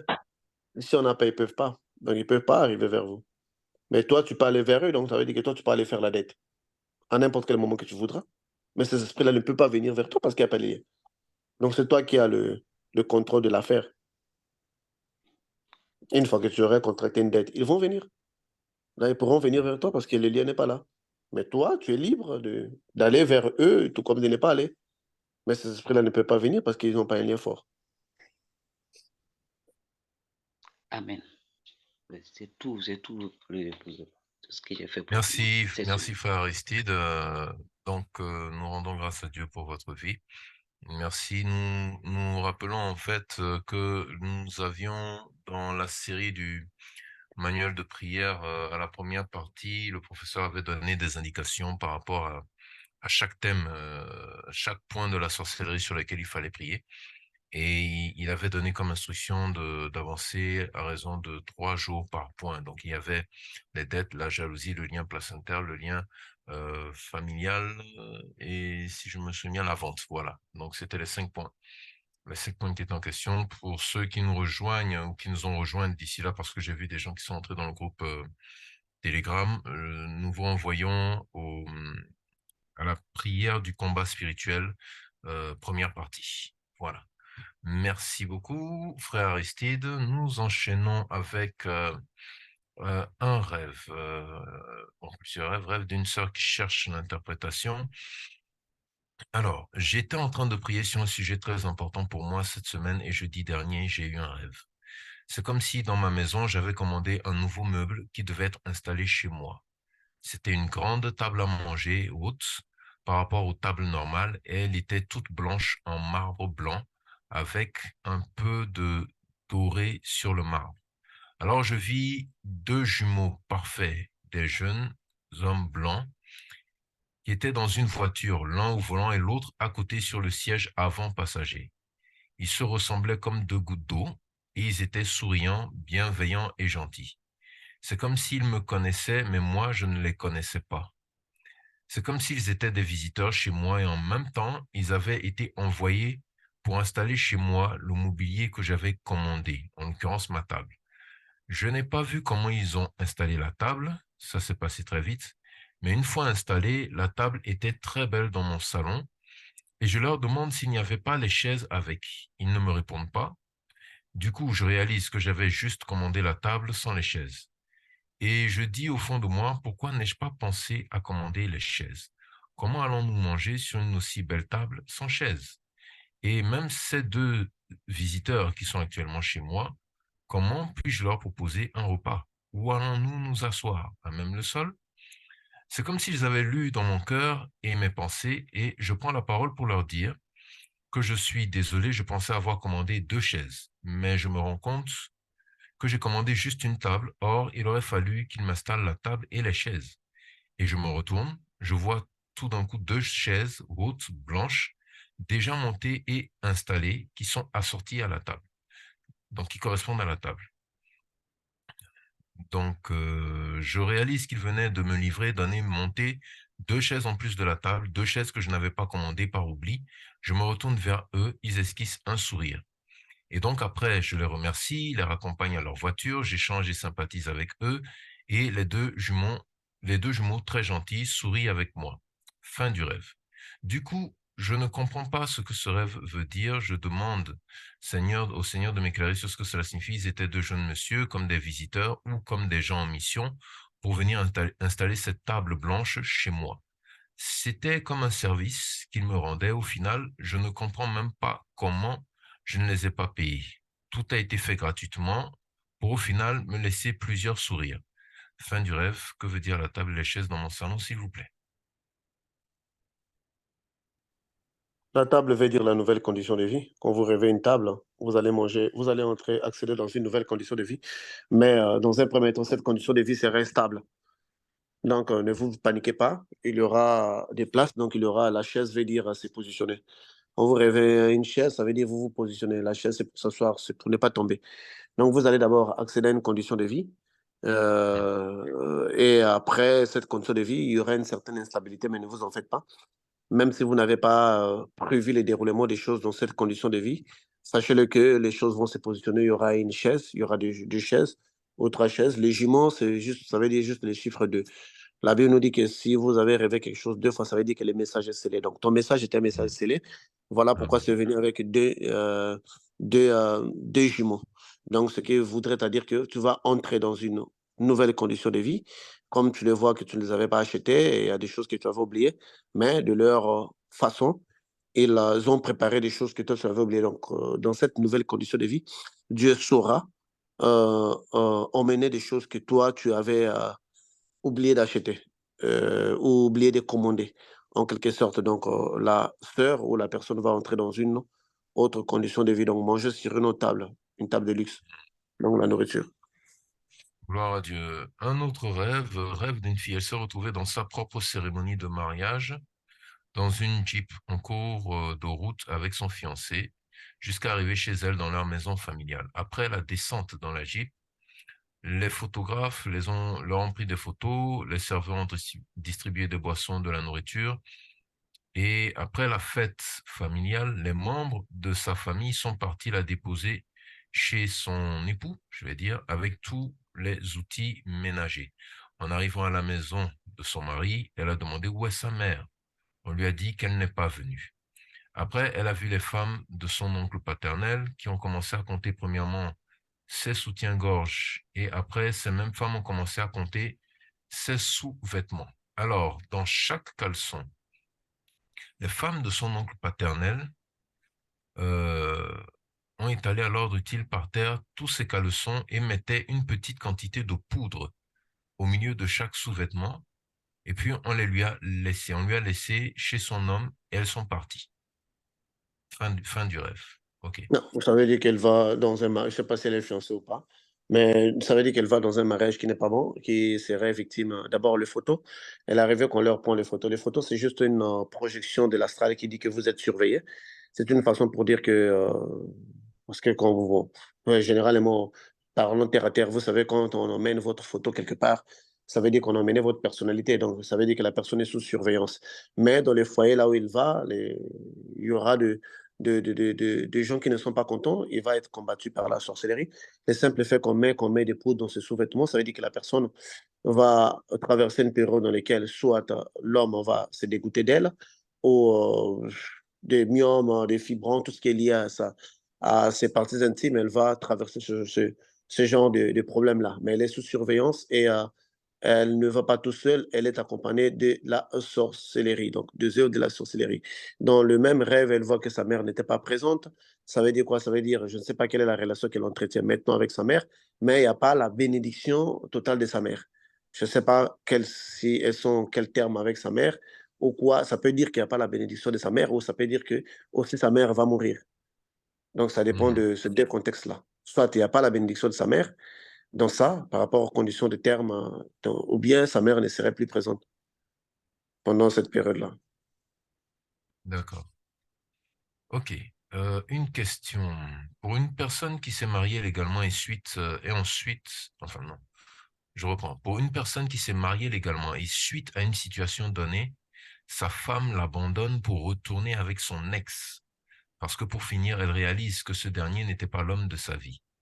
Ce dernier, après plusieurs tentatives de récupérer sa femme, finit par lâcher prise, car les parents de la femme en question soutiennent leur fille. Donc, premièrement, la femme en question, sans le consentement de son mari, refait sa dot avec son ex, sans pour autant annuler la première dot. Deuxièmement, elle n'a pas non plus divorcé avec son mari. Cependant, le mari en question décide alors d'entamer la procédure du divorce. Mais vu que la procédure est longue, ce dernier décide de refaire sa vie avec une autre sans pour autant divorcer. Notez bien, il s'agit de l'un de mes oncles. Bon. Maintenant, la question est la suivante. Est-ce qu'il peut refaire sa vie actuellement en tant Est-ce qu'elle peut donc refaire sa vie actuellement en tant que chrétienne sans pour autant divorcer vu que la procédure est longue?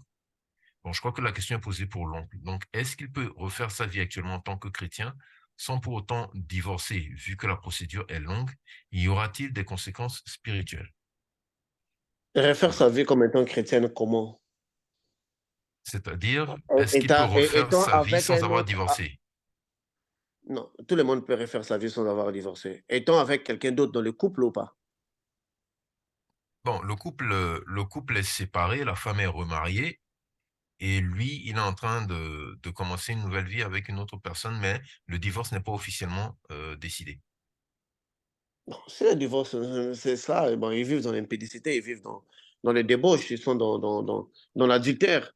Donc, il va falloir qu'ils règlent le plus vite cette situation-là. Va falloir qu'il vive. Ben, étant chrétien, on peut venir on peut venir pour être un chrétien, peu importe les conditions. On peut arriver dans le christianisme avec des démons, avec des liens, avec tout ce que vous voulez. Mais le problème est que pendant votre marche, vous devrez trouver un moyen de vous ajuster. Puisque le christianisme ne demande pas des gens justes, déjà ajustés, mais des gens qui vont s'ajuster au fur et à mesure. Mhm. Donc, tout le monde peut arriver, devenir chrétien, même ceux-là qui sont dans la magie peuvent arriver, mais peuvent plus évoluer avec cette magie-là. Donc, pour commencer sa vie, il peut commencer, mais est-ce que il va changer, il va s'ajuster avec les Christ? C'est ça le, la grande question qu'on doit se poser là. Mhm. Ok.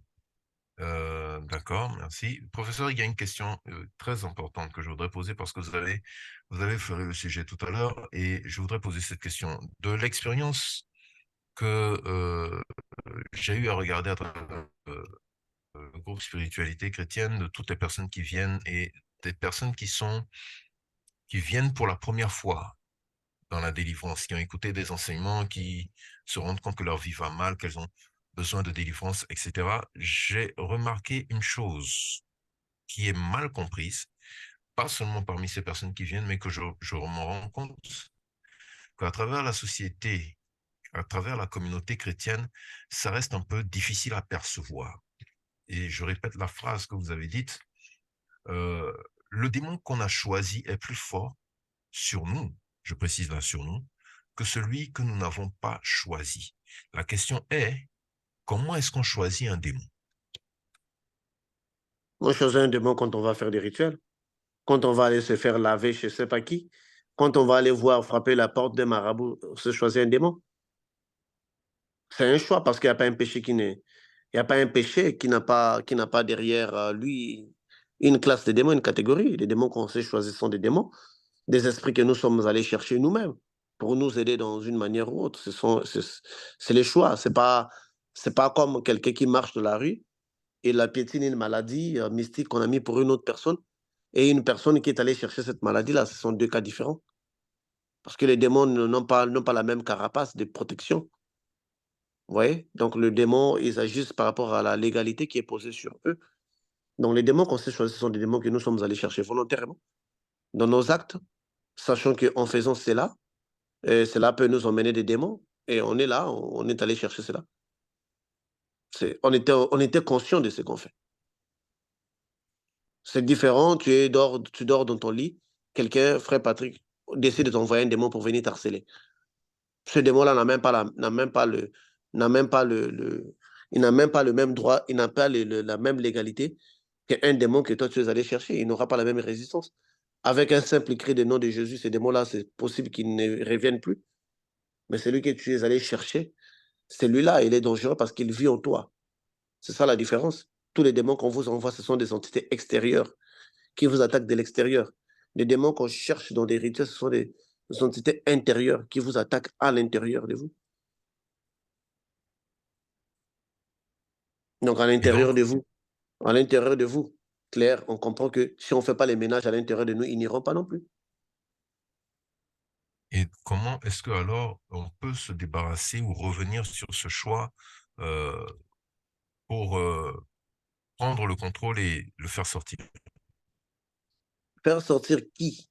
Les démons qui entrent en Le nous, les démon. choix est clair, les choix, c'est se repentir, les choix, c'est faire des aveux responsables, avec le sens des responsabilités, d'assumer les choses. On est dans un monde qu'il faut s'assumer. S'assumer Mhm. et faire des aveux, pas pour les faire 4 fois. S'arranger de telle sorte que tu les fasses une fois. Parce qu'il y a toujours une période qui s'écoule entre les aveux qu'on donne à la personne. Prends ton temps, réfléchis, s'il y a des éléments, envoie, envoie, envoie, envoie, envoie. Et quand tu trouves qu'il n'y a plus rien à compléter, ce sont des gens qui viennent nous dire, frère Patrick, je n'ai plus rien à dire. Papa Mpene, je n'ai plus rien à dire. Ce sont eux qui nous disent ça. Ce n'est pas nous qui leur disons, écoute, c'est suffisant. Les gens s'analysent entre eux. Et bon, s'il y a des choses que la personne a oubliées, le Saint-Esprit est tellement juste, pendant que vous évoluez dans la prière, le Saint-Esprit va commencer à lui rappeler. Au fur et à mesure que le Saint-Esprit te les rappelle, il faut les cracher aussitôt. Même si en pleine prière, tu peux arrêter la prière, tu dis que non, il y a un élément qui m'est revenu. Tu vois, donc c'est comme ça. Donc c'est nous-mêmes qui l'avons cherché, c'est nous-mêmes aussi qui nous devrons nous positionner plutôt pour pouvoir le faire sortir de nous parce qu'il vit en nous. Donc on ne doit plus leur fournir les conditions nécessaires pour être en nous. Donc l'une des conditions qui met le démon mal à l'aise, c'est la vérité. Il ne peut pas vivre dans un corps qui exprime la vérité en tout temps sur les réalités, des erreurs et des fautes qui sont faites. Quand la personne choisit la voie du mensonge, le père du mensonge, c'est le diable. Comment veux-tu obtenir le Christ, qui est la vérité, pendant que tu en traitais le mensonge en toi. Donc, c'est clair. C'est ce que l'on dit de nos bouches. C'est ce qu'on obtient à l'intérieur de nous. Tu sais combien de personnes sur l'église n'obtiennent pas la délivrance parce qu'ils ont juste décidé de ne pas dire quelque chose? Il y en a beaucoup. Il y a même des âmes qui ne peuvent pas quitter le monde physique parce que la personne n'a pas dit la vérité. On en voit beaucoup de gens dans les lits de l'hôpital. Il ne peut pas mourir jusqu'à ce qu'il va dire la dernière vérité, il s'en va. Si même l'âme, parfois, ne veut pas quitter avec ses poils, alors imaginez un démon. Ah, merci pour la précision. Donc, Shalom frères et sœurs, ma préoccupation est la suivante. Il est rare que je fasse des rêves ou songes. Lorsque je fais un rêve, le lendemain, il est difficile pour moi de me souvenir. Quel est le problème, s'il vous plaît? Le problème, c'est la discipline. Si vous voulez vous souvenir de vos rêves, ça ne coûte rien lorsqu'un rêve s'interrompt la nuit, parce que très souvent, on touche, même si on va arriver à oublier un rêve le matin, mais la nuit, pour qu'on a rêvé les rêves, parfois on a encore ça dans notre mémoire. On se dit que je vais me rappeler de ça demain, et puis demain, on l'oublie. Donc, quand c'est comme ça, il faut commencer à travailler, à écrire les éléments importants du rêve. Même 4 mots du rêve, une fois que tu les liras le matin, ça va donner une file dans toute la totalité de la partie perdue du rêve. C'est un travail spirituel. Une fois que l'esprit va avoir le rythme, et c'est fini, c'est redevenu. Mhm. Et si je peux ajouter aussi prier avant de se coucher pour avoir le souvenir, ou une fois que la personne s'est réveillée, invoquer le Saint-Esprit pour le rappel. Donc nous avons beaucoup de frères et sœurs ici qui traversaient cette situation, mais qui, à partir de ces conseils, ont commencé à voir leurs souvenirs se préciser par rapport aux rêves qu'ils faisaient. Donc, Ne quitte pas le rêve, ne quitte pas ton lit sans avoir essayé de faire un état de ta nuit. Qu'est-ce qu'il a eu comme message? Il faut toujours, ne quitte pas le lit avec précipitation. Toujours, tu peux encore rester quelques secondes au lit et faire un état là de compte de comment était le. Ça. ah, euh, aussi le matin se concentrer pour se rappeler, c'est ce qu'on disait, oui. Doyen, vous avez la parole, s'il vous plaît.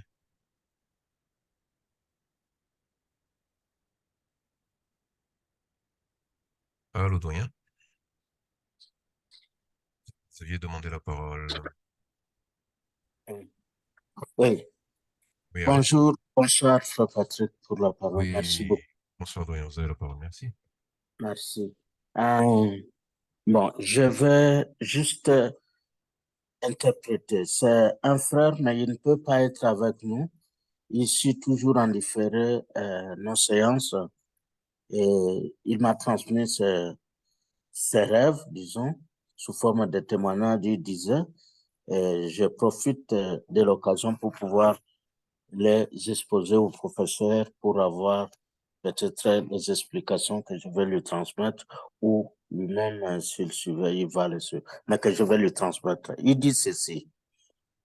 Et après la prière de 7 jours, il a fait la prière et surtout, il a suivi les consignes que les profs ont données avec 12 sujets de prière. Et un jour, quand nous avions séance ici, il y a une sœur qui a dit que avant cette prière, avant, elle ne faisait pas de fausses couches, mais après la prière que nous avions faite, cette sœur-là a commencé à faire des fausses couches. Alors, le frère dont je parle, lui, il a saisi cela pour voir, lui aussi, après la prière, il a fait ses rêves ici. Le premier rêve, c'est que il travaillait quelque part. Alors, juste quand pour aller à leur travail, il devrait prendre le bus. Et juste avant de monter dans le bus, il y avait les agents de la sécurité qui leur demandaient donc qui leur demandaient d'ouvrir leurs chemises, les sacs, tout ce qu'ils avaient parce qu'on devrait leur fouiller pour voir s'ils ne portaient pas quelque chose qui allait à l'encontre de la sécurité. Alors, lui-même, à son tour, il est monté dans le bus. Et juste à l'entrée, on lui a demandé d'enlever la chemise. Et il a ouvert d'abord le bouton de sa chemise. Il a enlevé carrément sa chemise et il a remis sa chemise à un agent de la sécurité. Après vérification, l'agent a constaté qu'il n'avait rien de dangereux et il lui a restitué la chemise. Mais ce n'était pas la chemise, sa propre chemise, celle qui lui a remise, mais c'était une autre chemise que l'agent de sécurité lui a restituée. Et celle-là était déjà une vieille chemise, alors que la sienne, celle qui lui avait remise, c'était une nouvelle chemise, une très belle chemise. Puis finalement, il a discuté, mais le monsieur ne lui a pas remis vraiment sa chemise, sa belle chemise. Deuxième chose, deuxième rêve, le monsieur mangeait une goyave. Et puis, quand il mangeait, il y a un monsieur de la sécurité toujours qui est venu lui arracher cette goyave et qui a commencé à manger. Alors, il lui a demandé, il dit comment? Moi, j'ai déjà mangé ça. Comment tu peux venir chercher, prendre ce que j'étais en train de manger? Le monsieur de la sécurité lui a dit, de toute façon, je mange. Alors, il a demandé, mais il ne lui a pas restitué sa goyave. Donc, il a terminé à pouvoir la manger. Ça fait deux choses. Troisième rêve, c'est que le monsieur, donc le frère, a été exclu. Le numéro par lequel on se communique avec lui est bloqué. Donc, WhatsApp a bloqué son numéro. Alors, comme explication qu'on lui donnait, c'était qu'il n'était pas dans les normes. Alors, il ne comprenait pas ce quoi. Il a essayé de vérifier. Il n'a pas vu quelque chose de négatif qu'il aurait fait pour que son numéro soit retiré des services de WhatsApp. Finalement, après examen, il s'est rendu compte que tous ses contacts spirituels, tout ça, il les faisait via ce numéro. Peut-être qu'il y a un esprit maléfique qui serait derrière et qui a fait que finalement qu'on puisse l'exclure du WhatsApp, raison pour laquelle aujourd'hui, maintenant, il utilise un autre numéro et c'est par ce numéro-là qu'il m'a contacté. Et enfin, son dernier rêve, lui, c'est un monsieur qui travaille dans les domaines miniers. Alors, apparemment, il a fait des études scientifiques, comme on dit, en physique, et il s'y connaît bien en dessin scientifique. Alors, il a rêvé qu'on leur demandait de passer un examen de dessin. Et quand il a vu les exercices, il s'est rendu compte que c'était très facile et il pouvait facilement réussir. Alors, mais quand il a commencé à travailler, il était buté à des difficultés et il n'arrivait pas à résoudre ces exercices. Alors, il s'étonnait, il dit, mais comment? Moi, je suis doué. Un petit exercice comme celui-ci, comment est-ce que je peux échouer? Alors, et puis, il s'est réveillé, il dit, maintenant, il fait l'examen, il se dit, mais comment? Moi, j'ai déjà terminé mes études et j'étais doué en dessin. Comment est-ce possible maintenant qu'on vienne encore me demander de pouvoir faire, donc, rentrer à l'école et faire des examens? Alors, c'est en fait tout cela qu'il veut savoir, avoir un peu quelques éclaircissements sur, disons, ses rêves. Un, on lui arrache des choses. Et puis deux, il se retrouve à l'école alors qu'il avait déjà terminé.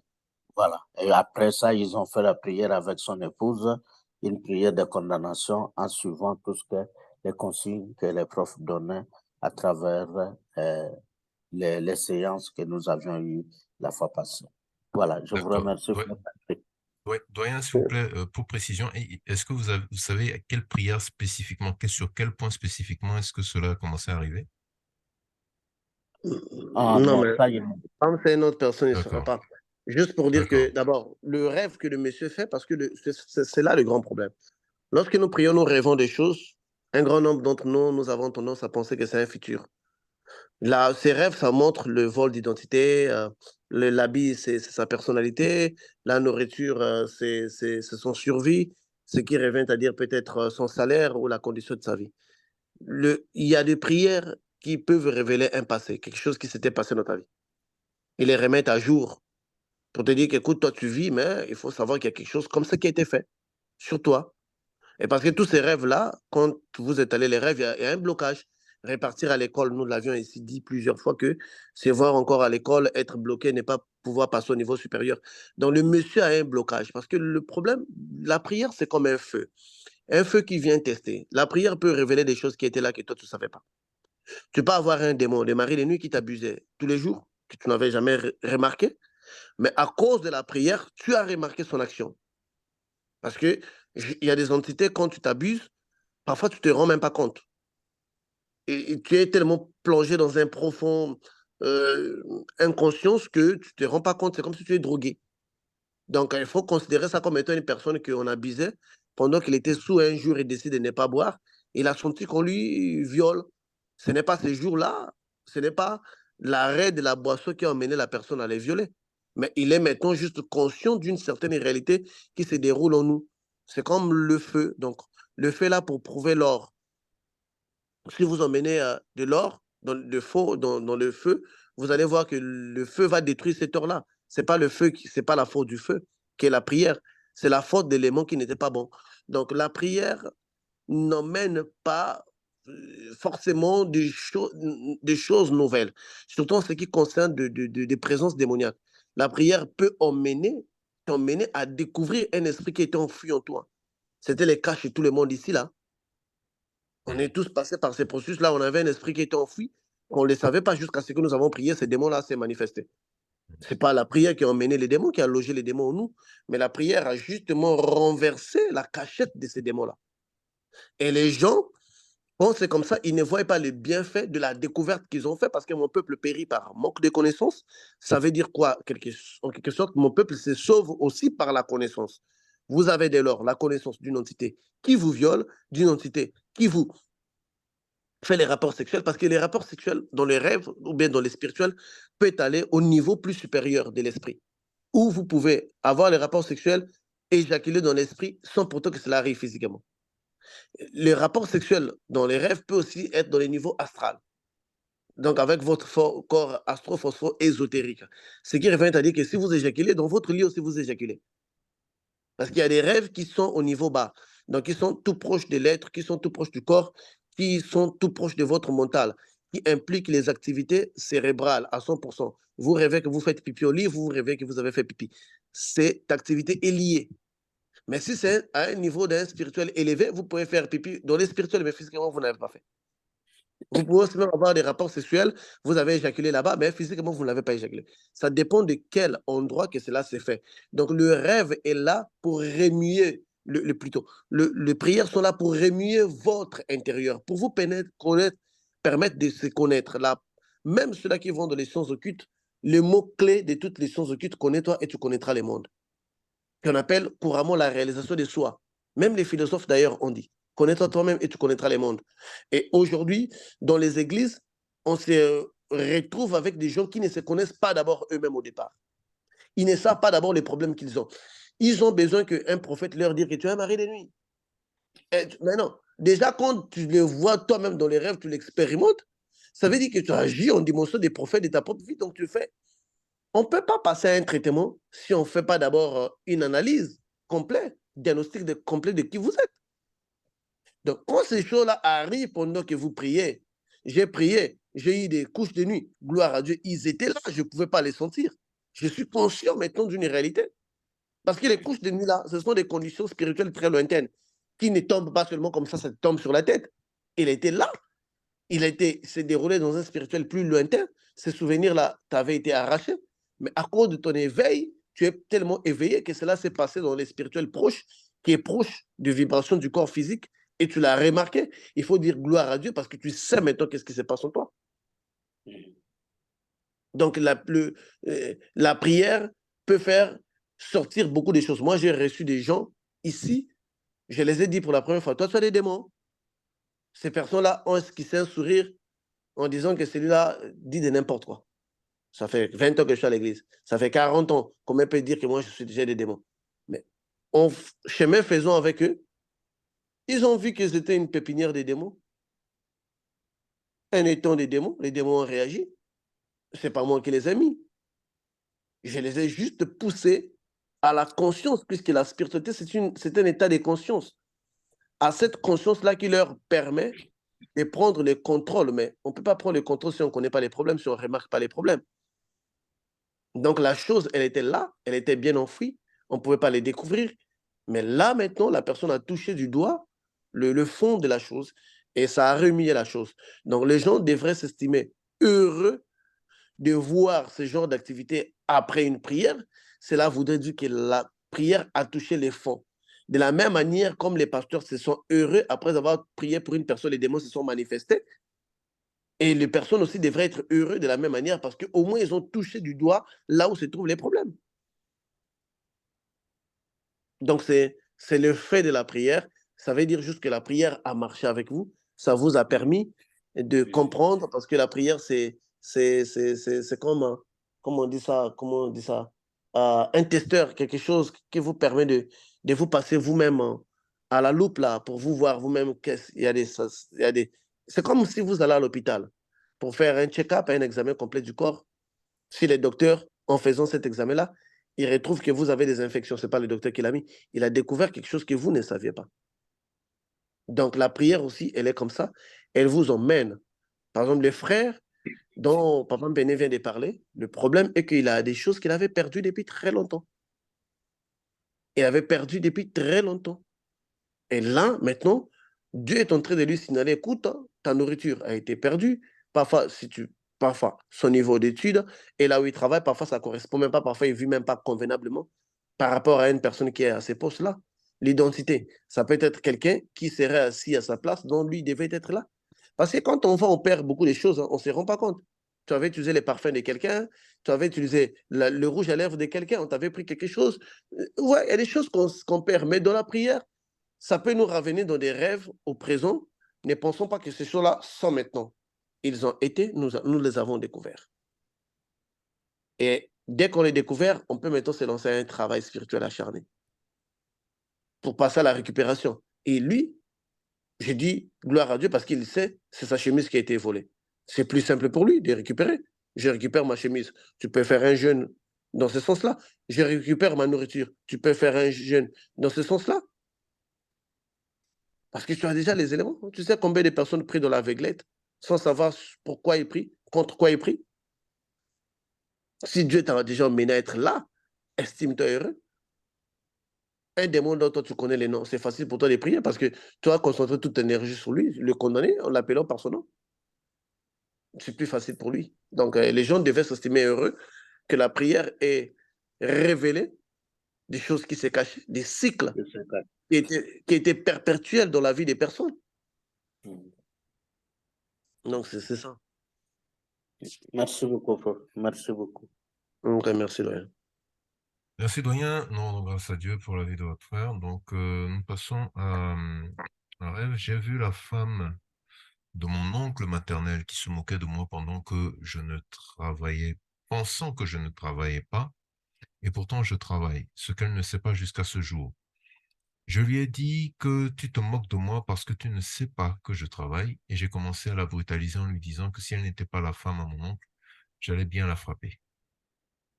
Fin du rêve. Bon. Ouais, le rêve peut te montrer ce qui se passe aux alentours de toi, hein.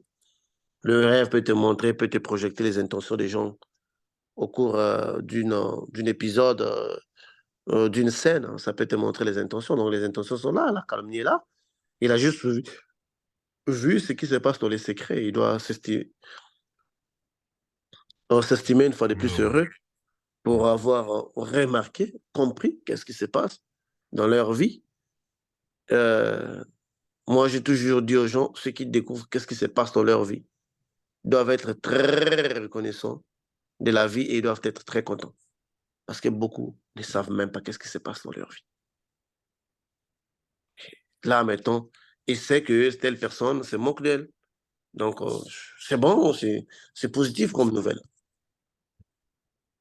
Mais est-ce que cette moquerie avait une incidence particulière sur sa vie, spirituellement?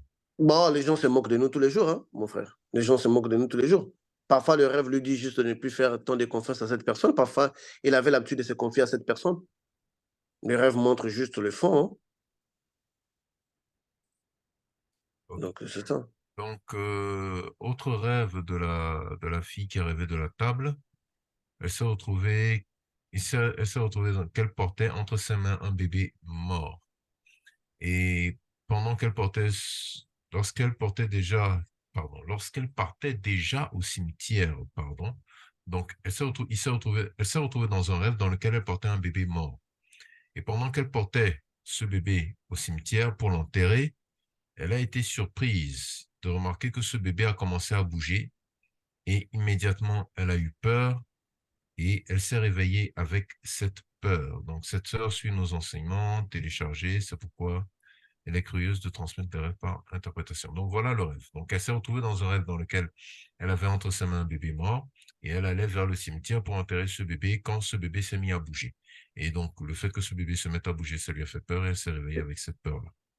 Voilà. Bon, le bébé qui bouge, qui était mort, c'est la restauration de la maternité. La personne a combien d'enfants? Euh, alors, c'est un rêve par personne interposée. Je ne sais pas si la personne Mais qui la parle de personne qui est interposée peut connaître la vie de la personne, Maître non? Lazare, Maître Lazare, si vous pouvez nous donner le nombre d'enfants, si vous pouvez nous statuer sur la maternité de cette dame, ça, ce serait bien. Voilà. Célibataire sans enfant. Oui, ça veut dire que sa maternité est restaurée. Elle n'avait pas de maternité non plus. Ça Mhm, vient d'être restauré. mhm. L'enfant mort qui se ressuscite, c'est un rêve positif. Très positif même. Dieu, donc nous sommes heureux pour elle. Euh, donc, pour revenir donc sur Ah. le manuel de prière, nous vous invitons à nous transmettre, s'il vous plaît, et nous sommes dans la dernière semaine. Donc, déjà, à partir de ce lundi, le travail va être fait. On va commencer un travail par rapport, je dis lundi chez nous, la semaine, c'est dimanche, premier jour dans la Bible. Donc, nous allons dès demain déjà commencer à faire un travail sur les différents thèmes qui ont été proposés et nous vous invitons donc à comme le professeur l'avait dit, contacter notre doyen ou me contacter moi-même, le frère Patrick, pour que nous puissions recevoir vos thèmes et pouvoir les classer afin de préparer la prochaine séance du samedi prochain qui sera la deuxième partie du manuel de prière. Merci de prendre cela très au sérieux et d'être très réactif. S'il vous plaît, réagissez assez vite pour que nous puissions nous organiser comme cela se doit. Il n'y a plus de rêve. Nous terminerons donc avec ce rêve-ci. J'ai fait un rêve dans lequel j'étais dans un appartement dans un autre pays euh, dans lequel j'ai grandi. Cet appartement appartenait à une tante maternelle et c'est un souvenir qui m'a marqué. C'est un souvenir qui marque assez mon enfance. Dans cet appartement, je suis dans cet appartement seul et je vois deux personnes, dont une qui est en train d'entrer dans l'appartement avec la clé et une qui est en train d'entrer dans la cuisine qui est une pièce à côté. Et je leur demande de quel droit est-ce qu'ils sont dans cet appartement. Et je le demande avec un ton autoritaire. Et la personne qui est la plus proche de moi essaie de se cacher dans l'ombre. Et pendant qu'il se cache dans l'ombre, je le regarde dans les yeux et je réinsiste sur le fait qu'il soit présent et il sort de l'ombre, mais tous les deux restent immobiles et me regardent pendant que je leur demande de quel droit est-ce qu'ils sont dans cet appartement. Et je me réveille. Oui, ça veut juste dire que sa maison n'est pas protégée. L'appartement, ça peut signifier son espace intérieur. Donc, il y a des gens qui ont l'accès dans sa vie spirituelle, dans sa maison, dans ses, il a vu que des gens se tenaient dans l'ombre, donc ce sont des forces obscures. Donc, la personne doit courir à un travail de fermer les portes, voir qu'est-ce qui a pu ouvrir les portes, qu'est-ce qui a donné la clé à ces gens-là. Donc, la clé veut juste dire la légalité spirituelle. Qu'est-ce qui a donné la légalité spirituelle à ces esprits-là de pénétrer dans ta vie? La maison peut signifier ton foyer, la maison peut signifier ton espace intérieur. Donc, il doit maintenant savoir qu'est-ce qui les a donnés et refermer les portes. C'est ça. Gloire à Dieu. Donc, je ne vois plus de rêves, je ne vois plus de questions. Nous allons donc en rester là pour cette séance de ce soir. Et nous vous remercions pour votre participation et votre présence. Demain, dimanche 24 septembre, c'est Notre séance hebdomadaire de prière d'intercession durant laquelle nous nous rassemblons pour ensemble suivre une exhortation, écouter des témoignages et invoquer l'Éternel sur différents points pour l'Église, pour la communauté, pour tous ceux qui nous sont chers, ainsi que pour tout le peuple de Dieu à travers le monde. Venez nous rejoindre, c'est un bon moment de prière que le groupe a mis en place sur l'ordonnance de l'Éternel lors d'une séance de délivrance que nous avions avec quelqu'un. Nous rendons grâce à Dieu de ce que les témoignages n'ont jamais cessé d'affluer depuis que nous faisons cette séance, que l'Éternel répond, écoute et qu'il est présent parmi nous. Donc, si vous n'y avez jamais assisté, nous vous invitons à nous rejoindre. Nous ne faisons pas d'enregistrement de ces séances-là. Nous avons remarqué que beaucoup de gens sous-estiment cela et préfèrent écouter les rediffusions. Donc, jusqu'à nouvel ordre, il n'y a pas de rediffusion. Donc, nous vous invitons à venir y participer. Nous savons, depuis que nous avons mis cela en place, quels sont les impacts que tous ceux qui participent ont pu voir ou durant la prière ou après par rapport à leur vie personnelle. L'Éternel est vivant. Nous vous remercions pour votre présence encore une fois. Merci pour tous ceux qui sont dans des horaires, dans des pays qui ont un décalage horaire assez important. Merci pour votre patience et votre persévérance. Que l'Éternel vous le rende. Donc, au reste, frères et sœurs en Christ, que l'Éternel vous bénisse et vous garde au nom de Jésus-Christ de Nazareth. Très bonne fin de soirée chez vous. Bye bye. Bye bye à tous.